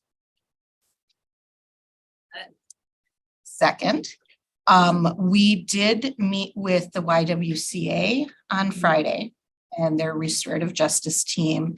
And I think it would benefit the group that is working on this redo to just talk with them soon around what they're experiencing as they implement restorative justice as a part of the BEP, because they're finding that is challenging to meld this two together. And so I'd be really interested in having you come back with some insights around whether or not those pieces need to be separated or how they can work more in tandem with one another. Great, thank you. That's it. Thanks. Thank you, Board Member Vandermolen. Yes, two things. One, on the middle school and belonging, can we also separate it by gender, especially in middle school? At least when I was in middle school back in the, way back when, Mean Girls existed quite a bit, is starting in about 6th grade and going to about 8th grade. I've been there. And I think every female or individual who identifies as female can feel that. And I want to know how much is teenage girls being teenage girls. No offense to anyone who's raising one, because I was a nightmare. May I just say, but how much is teenage girls being teenage girls and how much is a systemic problem? Also, if you're gonna look at how they feel in the bathrooms, please look at the locker rooms. Those things can be an absolute utter nightmare when it comes to bullying. Absolutely. That one, unfortunately, I speak from personal experience on. Everyone knows my story on how I was bullied severely in the school locker room and almost lost my life for it. And very simply, that's how things can go out of hand, from teasing someone to ganging up on someone if there isn't someone there. There isn't something there, in a protocol there. My second issue that I want to raise and is, I think I think policy and practice can be together. If you take the legal system, there is no statute that explains the penalty without case law underneath explaining how it is carried out. The reason why is because it provides instant accountability of how it has been done before. No one has to look up what document when. They don't have to look up what month, what year. It is all listed. And it can be done in that manner. So that way you have true accountability, not, oh, well, we did it this way. No, this is how this is carried out. Because if we have a policy and we don't have the specifics, you have nothing. And I'm going to take Shakespeare as an example. My favorite scene is from The Merchant of Venice, in which Portia and Shylock are speaking. Portia sentences Shylock and says the contract is correct. You can take your pound of flesh, but you cannot take a drop of blood. Matters are the details. In these contracts, that's what matters. In this process and how we write school processes, the details are what matters. And if we can put that all together in one and truly work collaboratively instead of just having it come back, I feel like we're playing a game of telephone. I think that we can work on our communication in a way where we can work on it together so that we actually draft it together and draft the boundaries. Yes, there are going to be tweaks in the individual schools, but I think the boundaries and how the policy is going to be used and how it's intended need to be set by the board and then carried out.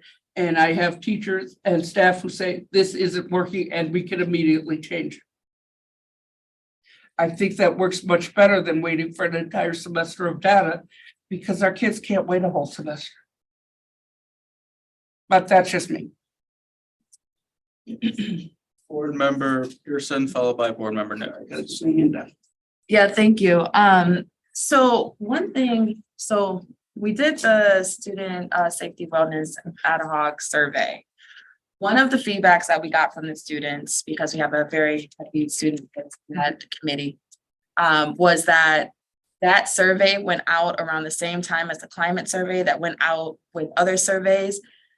And we are very thankful for all the young people who took the survey. I say that just to say the students mentioned just the survey fatigue. So if we are going to try to get voices, please do not send another survey. As a parent, I don't want another survey. Fair. You know, I have middle school kids, and I think people are just surveyed out to the point where we have to figure out a way to still talk with folks, but in real time. And I understand it's a heavy lift to try to do focus groups and try to get folks in and things like that. And so I would say, as a recommendation, is lean heavy onto our community partners. Figure out a way that we can utilize them to kind of reach to some of the communities that we want to make sure that we include, including not just only students in it, but other school organizations that are existent. You know, finding times that we can work with them to actually solicit the voices from students and be intentional about the voices. Because one thing that students have voiced is that people ask them questions or we solicit feedback, but things never follow through in the ways that they want to see follow through. So if we're going to ask them, what do they want to see in these kind of, you know, figuring out how they can feel that they belong and ensuring that that happens. So I don't want us to try to continue in this cycle of, you know, asking for information and then nothing follows like completely through. We get to a point, but we just don't go over the hill. So that's just my comment for that. My hope is, you know, one thing that I mentioned a long time ago was that belonging and safety looks different for every single community. Yeah. And I'm so thankful for Nichelle bringing up earlier just about, you know, the bathrooms. Like, you know, that was one of the things in surveys that was like really, really big. The hallways, one of the things that were really, really big. And, you know, and then also the classroom and feeling that like a student can actually learn, as we heard this weekend, you know, if I don't feel that I belong in the classroom, what is the point of me being in the classroom? I'm just probably going to leave because I can't learn in an environment that I don't feel that I belong in, right?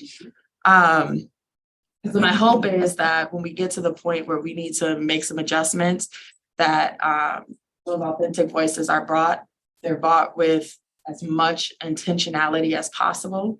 And that, you know, I don't want to just keep on going in this cycle of get the feedback, and then it just nothing materializes. And my hope is too that the BEP has been in place for over 10 years. And my hope is that we are looking at this regularly, more than just updates and just looking at it every decade. And that it will be something that we are doing annually, hopefully. So that's just my 2 cents. Thank you, Board Member Nichols. Okay, mine is gonna be quick. I just wanted to clarify just a couple of things because I don't know if it got lost in my earlier comments. Dr. Esser, the only reason I went into some of the climate data is not because I expected you to be an expert on the climate data. It's more to say if we're using climate data as one of our metrics to demonstrate goal 1, let's just make sure we dive in and really look at different dimensions or statements in the data. So that was my one thing there that might have got lost in some of the points I was making. Second point, I don't want you to think that I don't believe in foundational practices.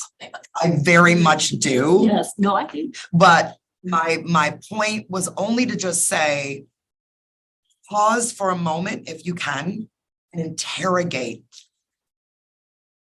that part of the if part of the theory of action, because to me, it's that part is very people dependent. It's very time dependent. It's very like, do you know what I mean? It's really built on having the adequate space and time for adults.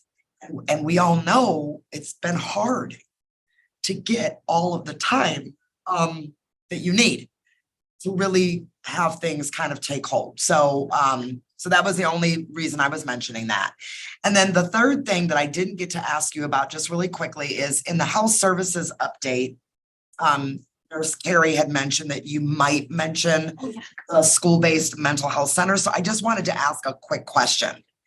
First of all, I'm super thrilled to see how much progress has been made on the school-based health centers. It looks like from this recent update, you all now have a therapist in each of the schools or your, We have, for this school year, have money allocated for them in each of the schools, and we have hired the first one. oh, you've hired the first one, okay. Finding therapists, finalizing a contract and finding therapists, as board member Castro alluded to, is one of the challenges. But yes, we are making progress. Making progress, okay, and then Progress. we did have ESSER money allocated for a project manager and a nurse practitioner and then some consulting. Yes, Is that yes. moving? We have, we've hired a nurse practitioner who is the former nurse at West High School. Okay. She actually did her doctoral studies in school-based health in hopes of MMSD moving in this direction sometime. So she is phenomenal. We also have somebody assigned the mental health aspect of the work. And last week, the School-Based Health Alliance was actually here for 4 days in person, visiting our schools, meeting with stakeholder groups, and really talking with us about sustainability and scaling of this opportunity. We have to proceed with a recognition that ESSER funds are super time limited, and this is incredibly important. And so working with consultants and other communities to learn how they develop sustainable funding model is a big part of our priority as well. Okay, great, because I had saw in the memo that you all were wanting to explore more what braided funding would Exactly. look like. So it sounds like you're in the early development of that. Very similar to behavioral health in schools, where we looked at the agency contribution, the district contribution, insurance, Medicaid, all of those other factors that sort of come together into that braiding formula model. Okay, great, thank you. Thank you so much, Dr. Esser, Cindy, Dr. Abby, everyone on the team for presentations tonight. May I please get a motion to adjourn? So moved. Second. All those in favor? Aye. Written. Thank you. It has been received.